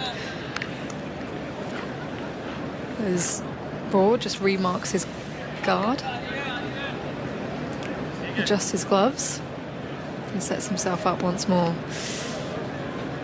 Shadab bowls. Broad covers to the offside. There's a look up to say, shall we take the single? The call is no from Anderson. Broad is backing Anderson here. He is. He wants to see a few more reverse sweeps. Here comes Khan again. Through his action. Bit flatter edges, falls in front of slip. The call is, and the appeal is for LBW as well from Rizwan. And they're going to go for the reviews. Given not out. One more left for Pakistan. TV umpire to director, we have a player review for LBW. On-field decision is not out. It's a fair delivery. Can we have front on spin vision, please? So this is just to see if there's any bat involved. That is a googly from around the wicket. In fact, Okay, nothing conclusive there. We'll have ultra edge when available, please. Is there any Okay, edge? thank you. Is there any bat on it? Nothing conclusive. Just waiting for ultra edge. I don't think so. Clear. Ultra edge will tell us for sure. We're just waiting, and there's a rock and roller. As Yeah, we roll now through, see it. please. All the way through, past the bat. It's a flat line. Keep going through, all the way to the pad, please. So no Okay, bat no involved. bat involved, so ball tracking when available, please. So now they'll determine whether this is out LBW. Pitching in line, impact is in line. And it's umpire's call and hitting the wickets. So stay with your original decision of not out, Richard. I'll let you know when you're on screen. You're on screen now. Bail trimmer going on to hit the bails. It was good delivery, from that angle, bowling a wrong one, and umpire call save him. Excellent stuff from Shadab Khan. That's incredible skill, isn't it, to be able to do that around the wicket? Yeah, that's the different angle and variety he delivered. Broad. Forward press, back in his crease, works it to mid-wicket, no run. One more ball left then for Broad, but the way he's been going, he's happy for Anderson to face the next over. There's Khan. Comes through, Broad on the back foot, working it to short fine. They push the single. And that is the end of the over. England's 205 for 9. The deficit 121. Broad 17. Anderson on 5. As they come together again. Shadab only bowled 3 overs, and we saw so much, leg spin, googly, and the quicker one as well. So he will be handy in the 4th innings.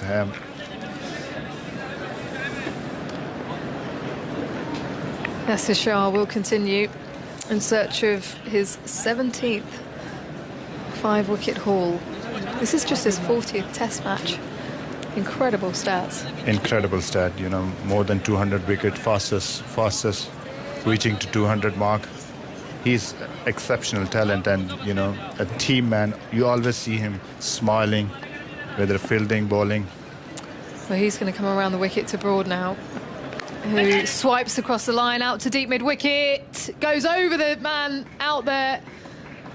It's Shan Masood, and Broad will pick up 6.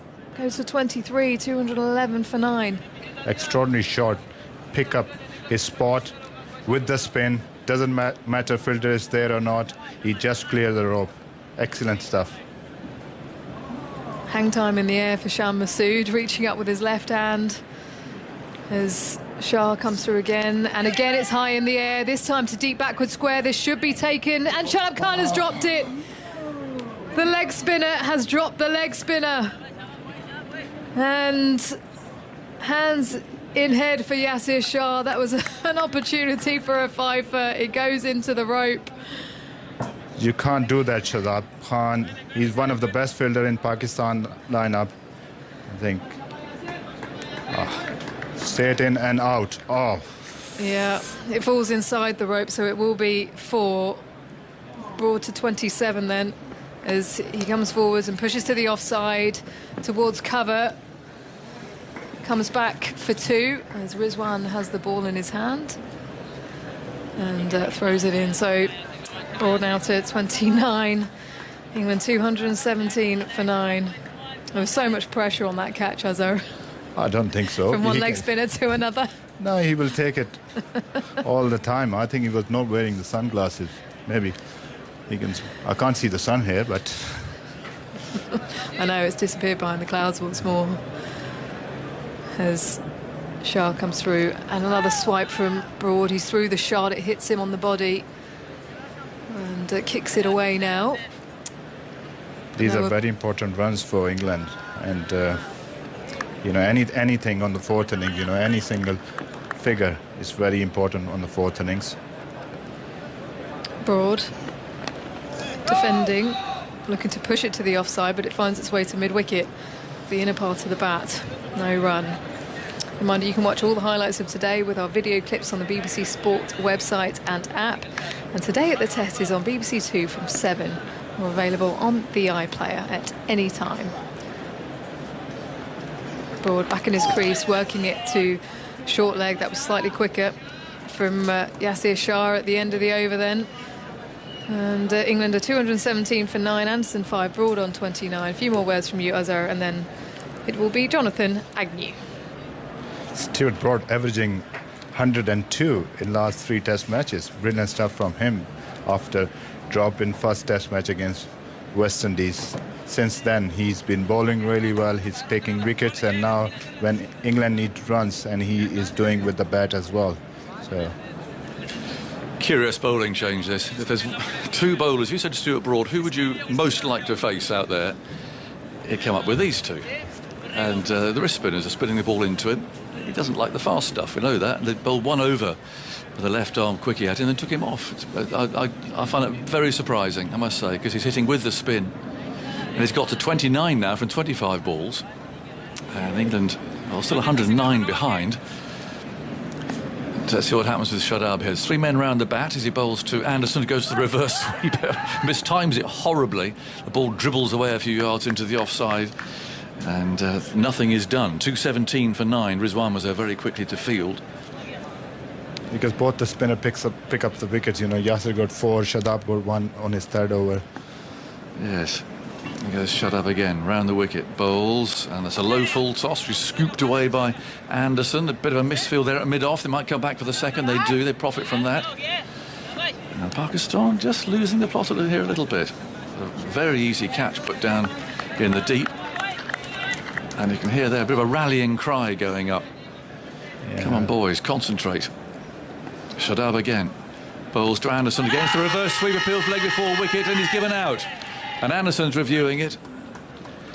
It was a quicker ball, it was full. He went for the reverse TV sweep umpire again. to director, we have a play review for LBW. On-field decision is out. It's a fair delivery, so front on spin vision, please. So straight to the business end. See if he got anything on this. James Anderson reviewed it straight away, as if he was confident this isn't going to be given out, but we'll see. Okay, nothing conclusive from that at the moment. Can I have Ultra Edge 1 available, please? So it's hard to see from the angle we're given there if the ball's hit the bat or Okay, not. thank you. Just waiting for Ultra Edge. Okay, roll through very slowly, please. Okay, keep rolling through. Yeah, next frame. Yeah, clear daylight. Keep going through, please. Nothing on Yeah, that. keep going through all the way to the pad, please. Yeah, it's pad first, so ball tracking while available, please. Just the question now of where this landed and tracking what coming up it's now. hitting. It landed in line.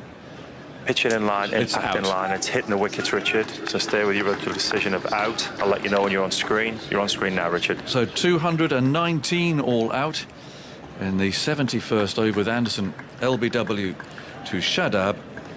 But some useful runs added there by Stuart Broad, who's marching off, peeling off his gloves.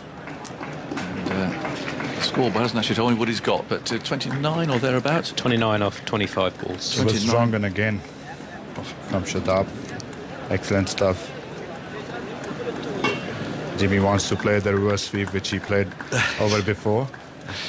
He likes that shot. His sort of get out of jail shot for against the spinners. It's tough to do against a wrist spinner. And despite that little flurry there, there's still some big smiles on the faces of Pakistan's fielders as Yasir Shah leads them off. And England have got some work to do because there are 107 runs behind. Yasir Shah finished with 4 for 66 and Shadab 2 for 13 at the end. Stuart Broad 29 not out from 25 balls, but England's 219 still gives a big advantage to Pakistan. There's plenty of spin out there, and well, there's Bess and Root in the England lineup, but that you'd think they've been outgunned by Yasser and Shadab, and that fine pace bowling too. The quick bowlers took 4 wickets between them, but they were awkward, they were quick, they were threatening, and then the spinners took the wickets. Yasser from that far end finding a lot of spin. So Butler made 38 after Pope was the first out for 62. Wokes 19, Bess 1, Archer 16. Anderson was the last man out for 7. Massive lead of 107 runs It in is. first innings. Yeah. And looking at that, Shadab only bowled 4 overs and managed to get 2 wickets. And I think the spin twins bowled really well here. And it will be handy for Pakistan on the 4th innings. Well, if they can get a lead, an overall lead of 250, they'll definitely. I think they'd think that's enough to win the game. Shadab 3.3 overs, 2 for 13. Yasir Shah 18 overs, 2 maidens, 4 for 66. And the quick bowlers, Shaheen 1 for 51, Abbas 2 for 33 from 15 overs, 6 maidens, as metronomic as ever. And Nasim Shah, the young fast bowler, 1 for 44 from 16 overs of well, it was box office hostility really. He bowled very quickly, that beautiful action of his. So yes, but that 107 you feel is actually, I don't know, 160 in a normal situation of a test match. This pitch is doing more at this stage than you'd expect. Yeah, massive lead, you know. Looking at the pitch, looking at the bowling attack Pakistan had, is a massive lead. But now this is the time for batsmen again to go and put some runs on the board and give bowler enough chance to get England test wicket in 4th innings. So I can see the heavy roller here And that's what I said before, you know, if I was there, I will take the heavy roller because it will settle the pitch down, and later on you will see more, because sun is out, so you can see the more cracks opening on the 4th and 5th days of Test match. Yes, the rollers arrived. You can hear it trundling into view down there at the far end. They're laying out sort of black carpet for it, just to dry up the actual rollers themselves. Perhaps there's still a bit of damp out there on the outfield. They're making sure that none of that moisture is in any way remotely carried on to the pitch itself. So lots of polishing and rubbing and drying going on before the big old machine is let loose onto the pitch itself. Steve O'Shaughnessy will come out and make sure that everything is done as precisely it should be. Ground staff waiting there with the usual array of equipment, large pole, bucket of paint and that sort of thing. So all the normal stuff that happens between innings. I can see out there bowling one Dom Bess, but another I can see with his hair swept back and a heavily tattooed right arm. I see Ben Stokes loosening up, and well, that's an interesting development. Possibly Mark Ramprakash. I mean, it's a big lead, but I wonder if Stokes is going to have a bowl. Well, I would say that Ben would not be too happy with his batting contribution, and as knowing him, he's such an up and at them, you know, guy who wants to be in the game. He's probably put his hand up to help out with the workload. You know, the seamers got through roughly around 20 overs each, and England have not batted that long for those guys to recover. So knowing Stokesy, I think he's thinking, well, he can help the team by being available to bowl. Now, of course, what England will have to weigh up is, if he does bowl, is he putting himself in jeopardy of re-injuring himself? Yes, because that'd be it for the series then, wouldn't it? If he did something now. Yeah, absolutely. Absolutely. Dom Bess as well, warming up. He's got a big role to play at some point. Strikes me as a sort of bowler who'll relish it, though. He's a competitive fellow. But Stokes is certainly going through his paces there. He looks to be bowling more or less as you'd expect him to on a practice strip situation. Bit of pace there, but Woke's also coming out. But this is it's obviously what England had to do. They've got to bowl Pakistan out very cheaply here. Yeah, and if Shan Masood bats a period of time, you'd have thought that Bess would be really important to come into the attack and try and create some problems for the left-hander, as he did in the first innings. He bowled some terrific deliveries. You're right, he is a willing worker, and you know, he's a young spinner who's going to learn so much through this experience of bowling to Babar Azam in the first innings, who played him so well. I'm sure that he would, and the England coaching staff will have reflected on what happened in that first innings, the sorts of fields that they had, and the sort of line that Dominic bowled, and they really need to be clear in how they're going to go about restricting Pakistan in this second innings, because clearly there's an emphasis on trying to control the run rate. Yes. And a lot will depend on Pakistan's attitude and how proactive they want to be. They may come out and say, well, actually, we're only just going to bat and pick up on what's on offer. But, I'd say for Dominic Bess, his role is I wouldn't want him bowling too far outside the off stump, because that way you can get hit both sides of the wicket. Whereas if he's on the stumps with a predominantly leg side field to the right-handers, that way he should be able to control the run rate a little easier. How do you assess England's first innings, Marcus, from your batting coach perspective? Well, I think there's always a balance to be had where you give credit to the opposition, and Pakistan were on the money with their new ball attack. Shaheen cleaning up Burns' first over. You know, it's never easy, your first few balls. It was a decent delivery, but Rory has this tendency to go across the crease where his bat and his head are outside off stumps. So anything that's on the stumps, he tends to come across the line. Now, normally he hits it for runs, and he actually clipped a 4 through mid-wicket, but that one he missed. And Dom Sibley, quite similar actually, in that balls on the stumps, normally they back themselves to hit, but it was a good piece of bowling by Abbas, who found some seam movement. So there were some good balls mixed in there, But as a group, clearly, it's not been good enough. And I think the concern would be someone like Joe Root, who batted over 50 deliveries. I thought he was just getting himself in, and then he made a poor decision. So that was much more batsman error, in my opinion. You can be shot out. Anyone can be shot out very quickly in their first few deliveries. But Joe, I think the team would have been looking for him to try and build on that solid start that he had and play a substantial innings. But the shining light was clearly Pope, and Jos Buttler, I thought, fought valiantly and tried to play a genuine test match innings in difficult circumstances, and he batted the first session very, very well, played lots of good defensive shots, picked up what was on offer. But of course, as we know, it only takes one slight error in judgment. You're up against such top-class bowling, and credit to Yasir for bowling that top spinner that just broached his defences. So whether that will be enough, of course he may well still have a second innings, Jos Buttler, but whether that's enough for the England selectors to feel that he's still the man to finish the series with the gloves, well, remains to be seen.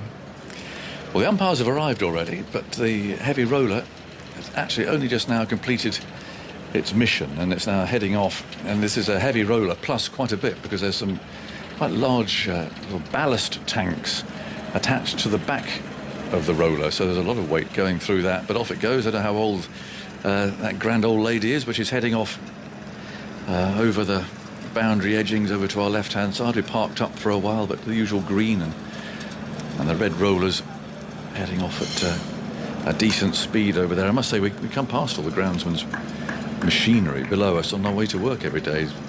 Extraordinary assortment of mechanical devices down there at his disposal that are housed underneath us. Off goes the roller, that lovely purring sound. England take the field, and they've got to hit the ground running here. They're walking out quite slowly at the moment. Some whirling of arms going on. Pakistan's openers are walking out alongside them. So we'll have Messrs Abid Ali and Shah Massood, who of course made 156 in Pakistan's first innings. Must be an amazing feeling, actually, going out there to bat a second time, but if knocked up that sort of score in the first innings. Do you walk out there just feelings if you're carrying on, I wonder, or do you have to start again? I suppose it depends on the character of the player, really. But it's always a little dangerous to try and think that it's just a continuation of the same innings. And the fact is, he's up against two class performers in Broad and Anderson with a new ball, so he can't expect to have things all his own way. Yeah. They've got to bowl a bit fuller at it with this new ball than they did at the start of the first innings. A couple of things coming out. There's an ICC meeting going on at the moment. So far, what appears to be the case, I mean, as you can imagine, there's a lot of scheduling and rescheduling going on because of the current situation. So the Women's World Cup that was scheduled for New Zealand in 2021 has been postponed to 2022. And then there's a question of whether the postponed 2020 men's T20 would be postponed until next year or the following year, but it looks as if the 21 T20 World Cup will remain in India, and the postponed one from this year will be in Australia in 22. So I suspect, as all of these things, it's going to be pretty flexible and that things will change. But that's what's coming out of Dubai at the moment. And here we are, ready to go for the afternoon session of this first test match, with Pakistan leading by 107, and Anderson bowls the first ball, and Massood, as he did so often in the first innings, this allows that to go by outside the off stump. So he's tall, he's left-handed. We saw a lot of him over the first couple of days, and Abid Ali made 16 in the first innings. But England got 3 slips. It's that balance that Root has to now juggle, in that he's obviously desperately needs wickets, but he can't also allow Pakistan to get off to any sort of a flyer here. So there's 3 men in the leg side. Anderson from the far end moves in and bowls. Oh, plays and misses, and that's the length. That's the length we're bowling early on. A little bit fuller than we saw in the first innings, and Massood doesn't get onto that front foot early on. He does when he gets going, but there he played from the crease. Very nearly edged that through to Buttler. Very close. Nice start for Anderson. It's got a gentle breeze blowing from left to right as we look at it. So it's assisting his outswinger to the right-hander. Up he comes and bowls, and Masood's away, clipping it hard, but he's not away. He hit it straight to Pope, actually. It was at square leg, but it did middle that, absolutely. Hit it like a rifle shot to square leg. It looked like a man who's just got 150, didn't it? It did. You just saw the ball coming down like a football again. Beautifully timed. It is very strong off there and off the hip as well, as we saw in his first innings. So the lead 107.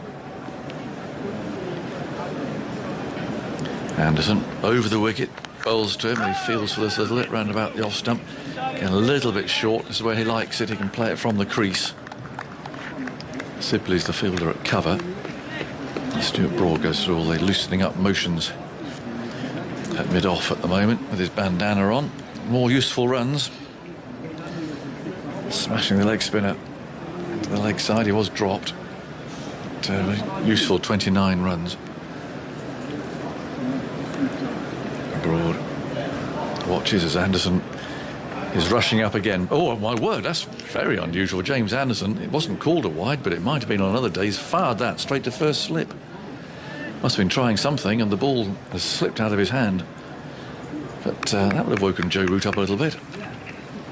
He's an amazing athlete, isn't he, Jimmy Anderson? I mean, when you think he's 38 and Yes.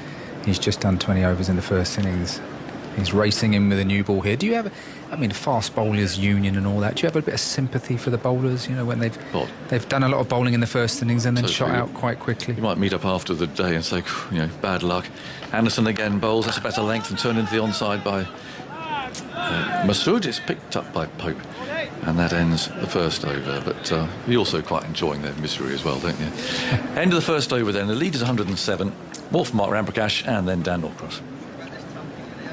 Well, it looks as though Stuart Broad will be taking the new ball in tandem with Jimmy Anderson. So nothing untoward there.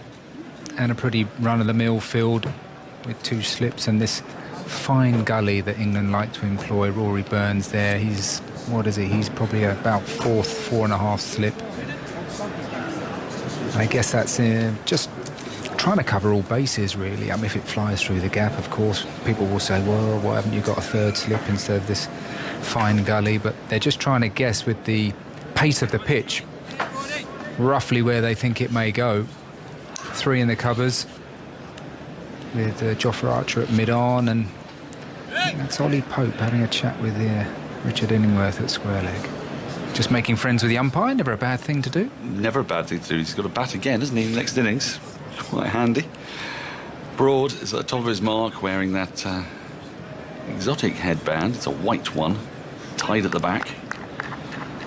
He's averaging 102 with the bat and 12 with the ball this summer. He's in. To the right-handed Abid Ali, who leaves a full ball outside off stump. Lets it go through to the keeper as they run. Quite decent stats for an all-rounder, that.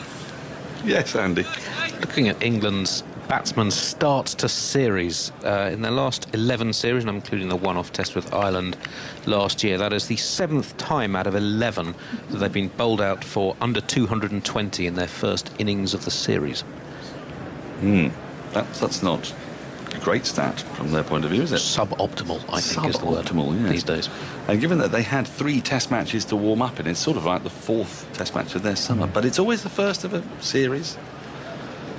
Broad in, full, clipped away nicely. Brilliant diving stop by Pope, prevents the ball scurrying to the boundary. It moved a long way to his left from square leg and pounced on the ball like a cat on a mouse.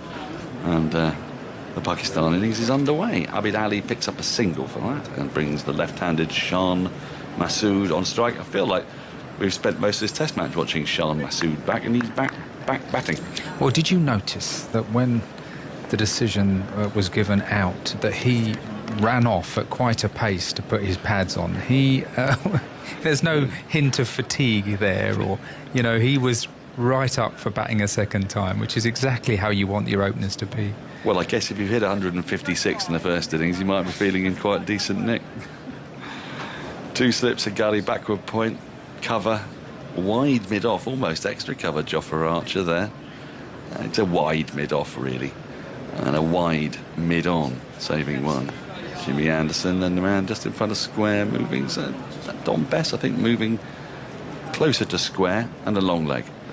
Broad into the left-handed Masood, who lets this go by outside the off stump. There's no run. So, Mark, the only way England get back into this game is a little bit like the Headingley Test last year against Australia. I don't mean that they require an extraordinary innings from Stokes. I mean, they've got to look to bowl Pakistan out as cheaply as possible. There's no suggestion here, is there, of going on the defensive early, because with a deficit of 107 already, no way. Oh, it's a no ball. Just been informed that was a no ball from Broad. So one more to the total, 2 without loss outside the off stump. Dies on Butler and then goes through his gloves and runs away down to the boundary for 4 byes.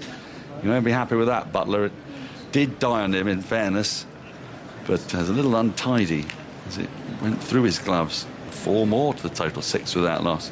Yeah, Mark, I'm just trying to, that the plan here has got to be attack, hasn't it, to get back in the game? Well, it's been a fairly attritional type of surface.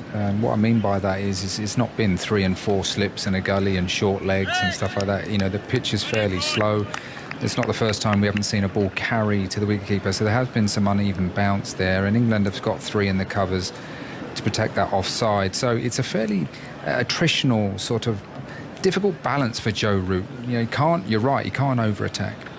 Broad in, worked into the onside. Think about a single. It's not there as Anderson moves to his left from mid-on to field. I suppose on the plus side for the captain, the England bowlers this summer have tended to target the stumps, and for that you don't then really need to worry too much about having a 3rd or 4th slip in, do you? It's not like they're sort of looking to get the Nikos ball after ball. They tend to be bringing the ball back into the batsman quite a fair bit, and with the pitch not, as you say, bouncing too much, that does bring the stumps more into play, I guess. And they're good at that. Broad and Anderson are good at adjusting to these types of surfaces and straightening their line to bring the stumps into play. Here is Broad round the wicket, edged, or played with an angled bat, I should say, really, by Masood into the backward point region where it is fielded by Pope, no run. This is not the area, though, where England have to work hard. The new ball will be delivered on a good line and length pretty much most of the time. It's when the ball gets a bit older, we have to bring the spinner into the attack, and how we manage to have an in-out field for the spinner that gives control but also wicket-taking threat. That will be a key part of the game, and how the Pakistanis, in turn, what is their attitude to play facing Dominic Bess? How aggressive will they be? Broad in. And Masood down the leg side, gets an edge on that, and he's gone. Yes, he looked to glide that down the leg side, would you believe it? 156 in the first innings, a duck in the second, a wicket for Broad, crucial breakthrough for England. Shan Masood, it was on his sort of between knee, thigh, hip area, looked to just turn it round, and you could hear that woody sound. Sometimes with those you think that might be the thigh pad, but it just sounded like a bat. It was a long way from his body, and Butler made no mistake, moving to his right, throws a ball up with glee into the sky, and Pakistan have lost their first wicket. They're 6 for 1. Oh, what a game this is. What a leveller. Yeah, absolutely amazing. I mean, he batted so well in the first innings, and a very average delivery from Stuart Broad, and you could hear the nick from here, couldn't you really? It was a solid deflection, and he has to depart, so he's full of confidence, and well, that's why I take up golf. You see, if you play a bad hole, you've still got 17 left. Andy, you're going to give me a stat on people who've got 150 and then naught. Yes, Shan Masood is the first player to do that in England. A first innings 150 and then a second innings duck. Billy Murdoch of Australia in the first ever test in England in 1880 had a duck, then 150. Shan Masood is the 22nd player in all tests to get 150, then a duck. 12 players have a duck, then 150 plus score. Only 2 players have a 150 plus, then a duck against England, both out of this country. Clem Hill, 188 and naught at the MCG in 1898. Remember it well. And innings you might remember, but a Shoaib Malik, 245 and a duck. That's the highest score ever by someone who's also got a duck in a test match. That was in Abu Dhabi in October 2015. Can I just say, sometimes you make things look effortlessly easy. That I was going to ask you, and I expected you to have to rummage around for. I did not think that you would have that to hand. How did you even know to think that might happen? I just had a hunch. That is superb from you. I think that is my fast stat of the day. Start of a new over, Anderson in, and played and missed, maybe no. I think maybe Abid Ali just played after the ball had gone through. I don't know, I need to see it again. Bowling's coming towards us, but it was in the channel from Anderson. It's gone through to Buttler. The game's moving along at incredible pace. Stan, if you're listening, you said batting got much easier after lunch. Well, England went into lunch at 159 for 5. They've scored 60 for 5 and Pakistan are 6 for 1. So that's 66 for 6 this session. And if it gets difficult after tea, I think the game will be over by lunch tomorrow. Wow. Here comes Anderson into Abid Ali. And he clips this off his pads nicely out through square on the side, just in front of square. It's being pursued by Bess, who slides, picks up, throws. Batsmen come back for 2. 8 for 1. Abid Ali to 3. Azhar Ali has joined him, and Azhar Ali is on a pair. So what are your stats going to be here? I suppose that'll be the duck and 150. You've got that one all in the bag already. If he gets 150. Sorry, I was looking up some Stuart Broad stats. He keeps taking wickets in the first over at Old Trafford. Well, we'll have that at the end of the over. I'm really looking forward to that one. Anderson, 2 slips and a gully into Abid Ali.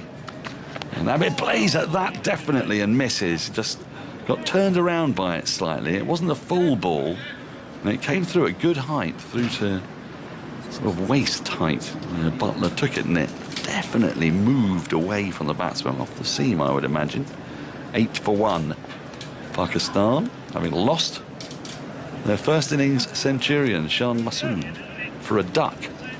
The last ball of Broad's first over. Takes wickets a lot in his first over at Old Trafford, I think. On a Friday. Very much. Well, we'll check that. Anderson in, Abid Ali leaves. A wider ball outside the off stump, which Buttler takes cleanly. It's a horrible way to get out, isn't it? They caught about they describe it as a strangle. I've heard some of the older pros say it's really unfair that bowlers don't get the credit for that wicket, but you as a batsman, when you were out that way, on your sort of livid scale, on the Ramprakash livid scale, how livid would you be? Pretty high. It's a poor delivery because they're not meaning to bowl anywhere near there. So Anderson in, Abid Ali drives nicely, elegantly, but straight to mid-off. Yeah, I think no run. when the ball is on your pads, so the batsman would feel I'm in control of that delivery. Of course, this is slightly further down the leg side, and there is a point where actually you dice with death because the deflection can only be fine. So there are times where you have to be a little bit aware of that type of dismissal. But it is a strangle, come on, let's be honest. But, bowlers take them anyway, which they come.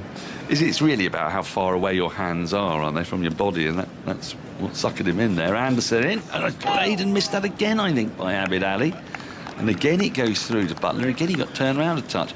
He survives the over, he has 3. Azhar Ali is yet to score. Pakistan 8 for 1, lead by 100.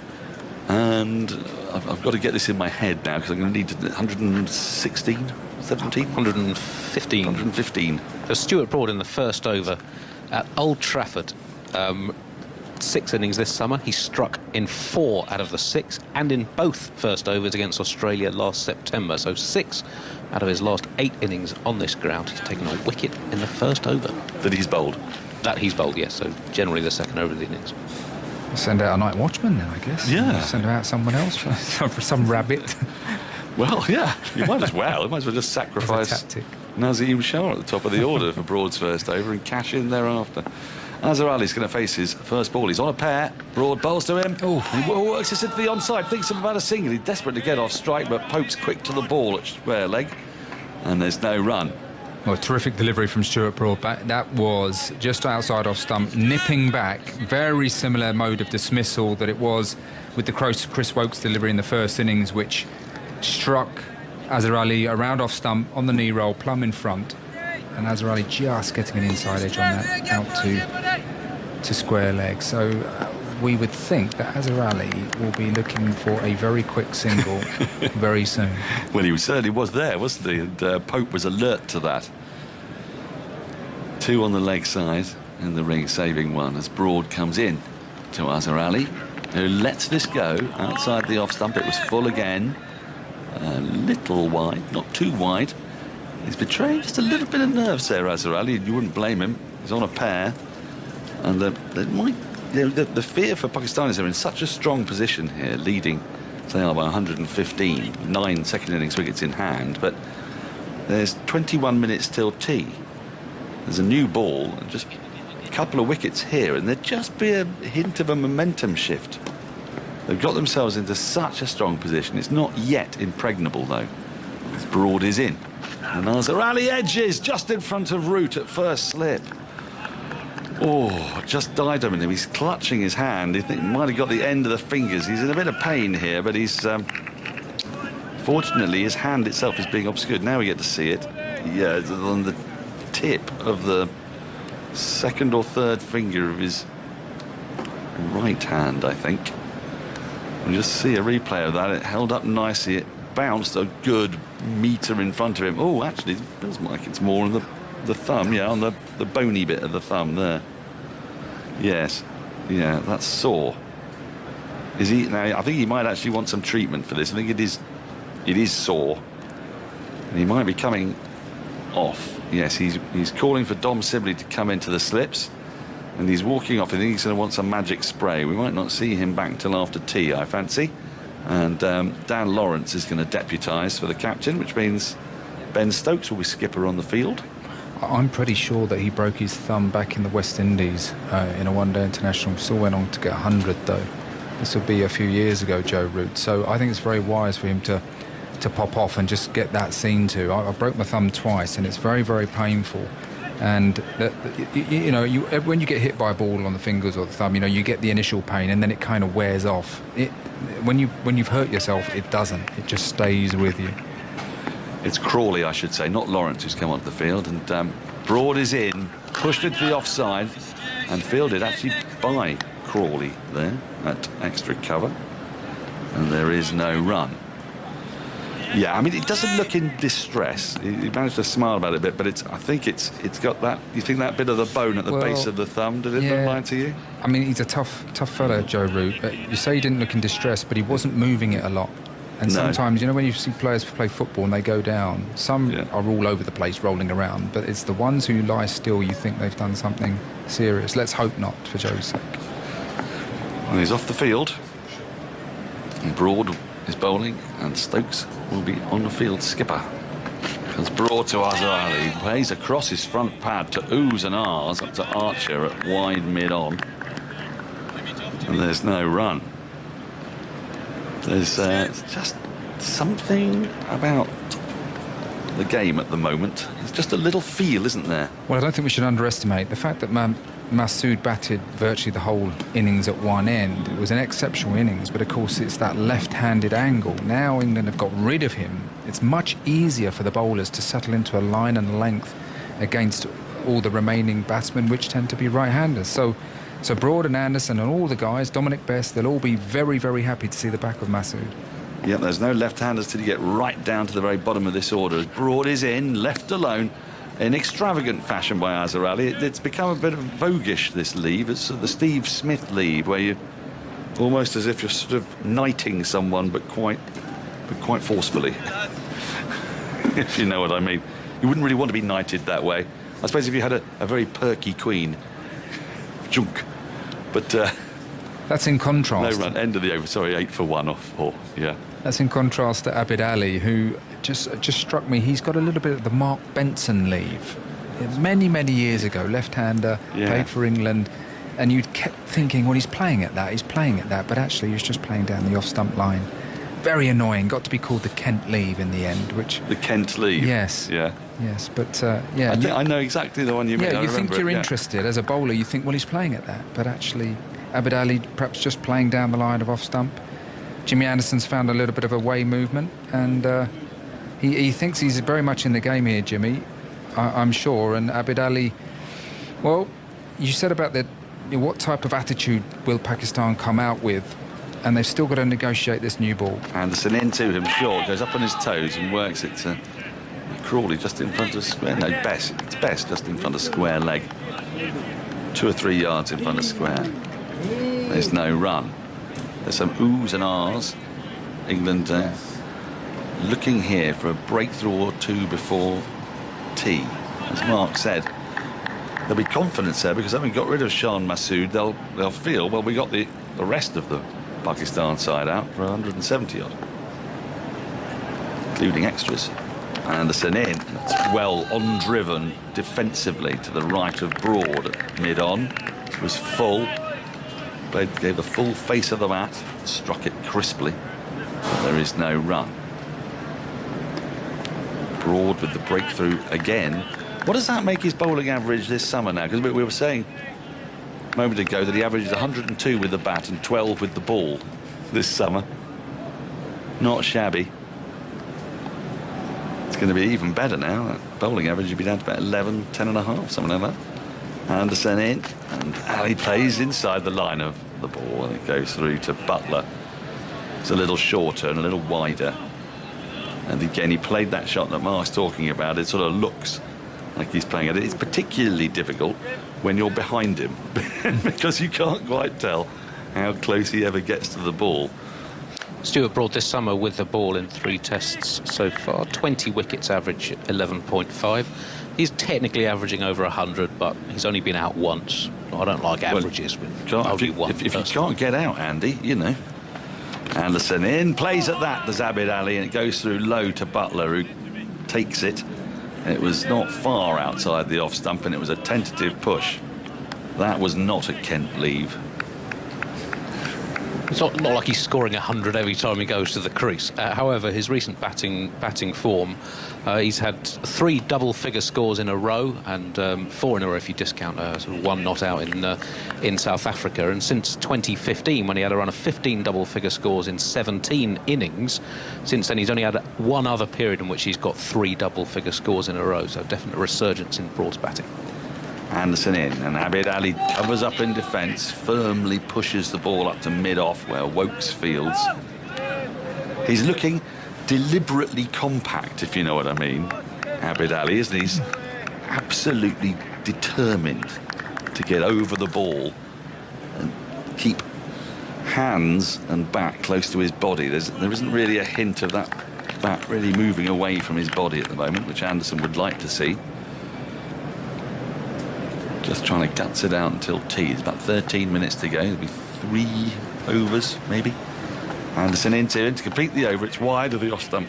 Doesn't tempt him. Goes through to Butler. End of the over, the 5th of the innings. Azhar Ali is yet to score. He's on a pair. Abid Ali is on 3. Pakistan 8 for 1. They lead by 115. More thoughts. What has been a gripping afternoon of play from Mark Ramprakash. And then to take you up to tea, it will be Simon Mann. Well, it's been good from England. I think a few runs by the lower order players just to lift their spirits, and then of course the dismissal of Shan Masood. And we can hear through the stump mic, you know, there's plenty of encouragement for the bowlers. It's really important that England sustain that. You know, this game, Test cricket over 5 days, it really does examine your character. And as a group, they've got to stay tight. They'll be slightly fatigued from their efforts in the field in the first innings. Broad starts his run up. Here's Broad to Azhar Ali, still on a pair, and he's looking for a single there into the offside. He was off. No from Abid Ali at the non-strikers end, and just as well, Crawley, subfielder, closing in to his left in the covers. So 8 for 1, the lead 115 for Pakistan. It feels on this surface the first innings lead of 100 is a massive advantage, massive. England somehow I've got to believe here and see if they can bowl Pakistan out cheaply. Back with Broad. 2 slips and a gully. Broad goes in and bowls. Oh, is he nicked? No, he hasn't. Oh, that one took off and left him. I thought I heard a noise there as the ball went past the batsman. Fine delivery from Stuart Broad. And as a surviving, not easy being out there as a batsman. It left him. It went a long way, that, didn't it? And quickly. Yeah. And you look at the angle. Stuart Broad is operating from quite wide of the crease, so he's running it in an angle quite wide of the crease, so it's almost angling into the right-hander, and that one leg cut away from Azhar Ali at pace. You really want those to take the glove if you're a bowler. Broad bowls. Oh, and he's gone through him again. Broad can barely believe it. Azhar walked off towards square leg. It's quite close to off stump as well. So England here exerting some pressure with the new ball, but they need wickets desperately. They need 2 or 3 quickly. We've got 10 minutes to go until tea. Still 47 overs left in the day's play after this one. We play till 8 minutes past 7 tonight. And Broad, this wonderful summer he's having with the ball. Well, this wonderful summer he's having at Old Trafford. That's the only ground he's played on this summer. Goes into bowl to Azhar, who is stroking that away on the front foot, but straight to Crawley in the covers. And there's no run. So Ben Stokes suddenly gone from being slip fielder to captain, having to form the tactics out there, make the tactics route off the field. I wonder how long he'll be off for. Struck on the finger, fielding a ball that was edged to him. Stokes was actually bowling during the break between innings. England didn't want to risk him as a mainline bowler in the game. There was a suggestion that the injury is improving. Could bowl later in the match. Broad bowls outside the off stump. Azhar leans forward and lets it go. I mean, you'd think with 4 frontline quicks already, they wouldn't necessarily need Stokes. And the spinner as well on a wearing surface. We've got 5 main bowlers, but it could well be that we see Stokes in this Pakistan's second innings. You can just feel him. You can actually feel his frustration at slip. He can't get involved, especially after getting out for naught with the bat. And the 2 test matches he's played where he's just been a batsman, 20 and naught. He's not really contributed. Here's Broad going in. Bowls to Azhar. Azhar lets it go. That's a good over for Stuart Broad. An excellent over. It's a wicket maiden. He wishes. It's a maiden over. It's 8 for 1. Pakistan lead by 115. It is a very different psyche, actually, for those who are all-rounders when you take away one of Root's back, their skills. Mark. Oh, well, that's good news. That's good. I was worried about that because it looked a solid blow on his thumb. He's still moving quite gingerly, but I'm sure that he wouldn't be going back to field at slip if there was some real damage. So it's probably just bruising, and let's hope that is the case. But just coming back to the all-rounders, the psyche of taking away one of their skills, so all their eggs are in one basket, let's say Ben Stokes at the moment, as a batsman, it just puts much more emphasis on that particular skill and to some degree, some more pressure. Yeah. So Root back at slip. Anderson goes in, bowls to Abid Ali, who forces that away, down to the 3rd man boundary for 4. He was looking, I think, to play that a bit squarer, but went off the thick edge perfectly safely. It was between 3rd slip and backward point. Played it into a gap. It was in the air. I think it would have gone to an orthodox gully, Rory Burns in the first innings was around that area, but they brought him finer. It's one of those shots that a batsman plays with a straight bat away from his body.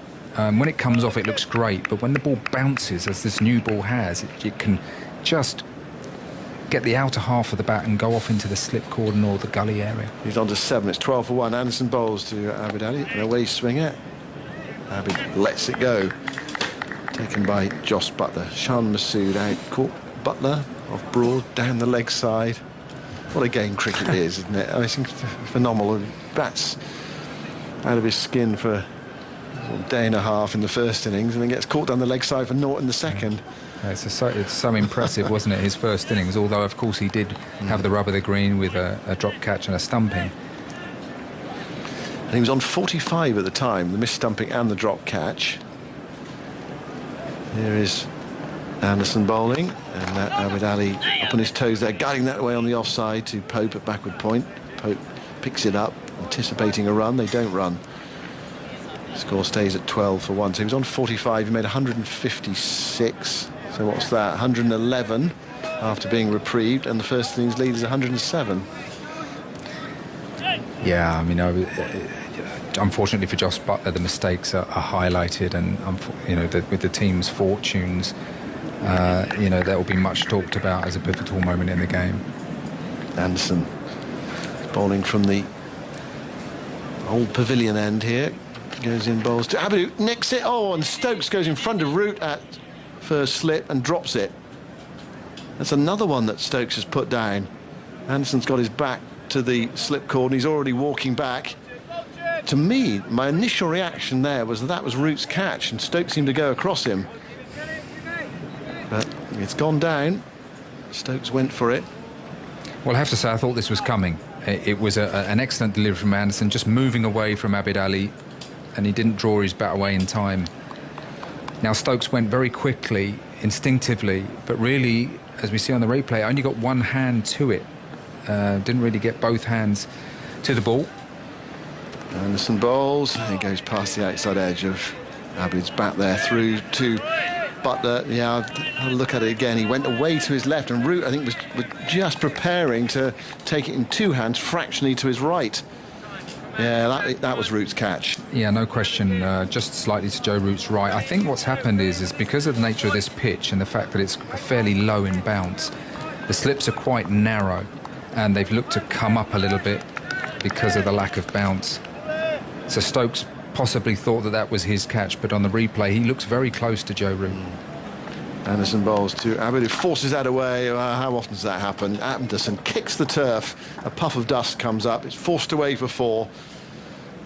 Anderson he's walking to his fielding position without looking at any of his teammates. I can assure you they won't be looking at him either. You give him a very wide berth at the moment, but rightly so. He's danders up. He's running in for his country. He's 38 years old. He's putting in a fantastic effort. And it's bitterly disappointing for a bowler when they're putting in that physical effort to see a chance like that go down. But that's why I always say any catch at slip is a good catch. It may look easy on the replays, on the TV, but it goes so quickly. Yeah, it did go quickly to Stokes. Here is Broad bowling wide of off stump, and Azza still on naught, lets it go, but it really was Root's catch. Root just fractionally deeper, of course, he's at first slip. And he seemed to get his hands in a nice position to take it, and with Stokes diving across him and knocking it out of his grasp. Anderson, I think it's fair to say, not impressed. Well, he's bowled beautifully in this spell. I mean, to have to come out after the first innings efforts and go again, it's a big ask, but for someone of his experience and age. 16 for one, Broad bowls full, and Azza drives and misses. Well, Pakistan could easily be 20 for 4 here, the way things are going. The wicket by Stuart Broad was his 426th in matches in which he's played with Jimmy Anderson. Jimmy Anderson has 474 in those games, so 900 between them in games in which they've played together. They're second on the all-time list of wickets by pairs of bowlers in games they played together. Warne and McGrath, 101 wickets ahead. Warne had 513 at average 24 in matches he played with McGrath. McGrath 488 at 21. Back with Broad at 16 for one, goes in and bowls to Azza, squared up by that one. Thickish outside edge, goes to backward point. He's having to work hard to get off the mark here. Pakistan's captain, that's 15 balls. He's still on a pair. And no visiting number 3 has had a pair in England since N.S. Harford of New Zealand in 1958 at Headingley. Well, it could happen. I think odds against really back him to get one somewhere, although Broad is really testing him around that off stump. And England have got a ring field as well.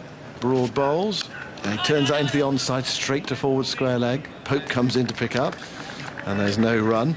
Of course, the other issue here is he going to do it before tea? So he could be going into tea still on a pair. We've got, I think, just over a minute. There are 2 balls left in this over. It could well be the last over before tea. It's been a struggle for Pakistan's captain, but overall he'll be delighted with the match situation. Pakistan 123 runs ahead, still with 9 wickets, and they get to bowl last on this pitch. And the spinners took 6 between them, Yasir and Shadab. Broad bowls to Azzo's back quietly in defence, back up the offside of the pitch, and there is no run. And the other thing in Azzo's favour as well is he's such an experienced cricketer. This is his 80th Test match, and a very good record behind him. 79th Test match. 1600s as well. So, last ball of the over, the clock ticking round towards 5-4. Broad goes in to bowl to Pakistan's captain. It's outside the off stump. He lets it go. It's through to Butler. That's the end of the over. 16 for 1. And what are the umpires going to do here? Is there time for one more? England are hastening through to try to get one more.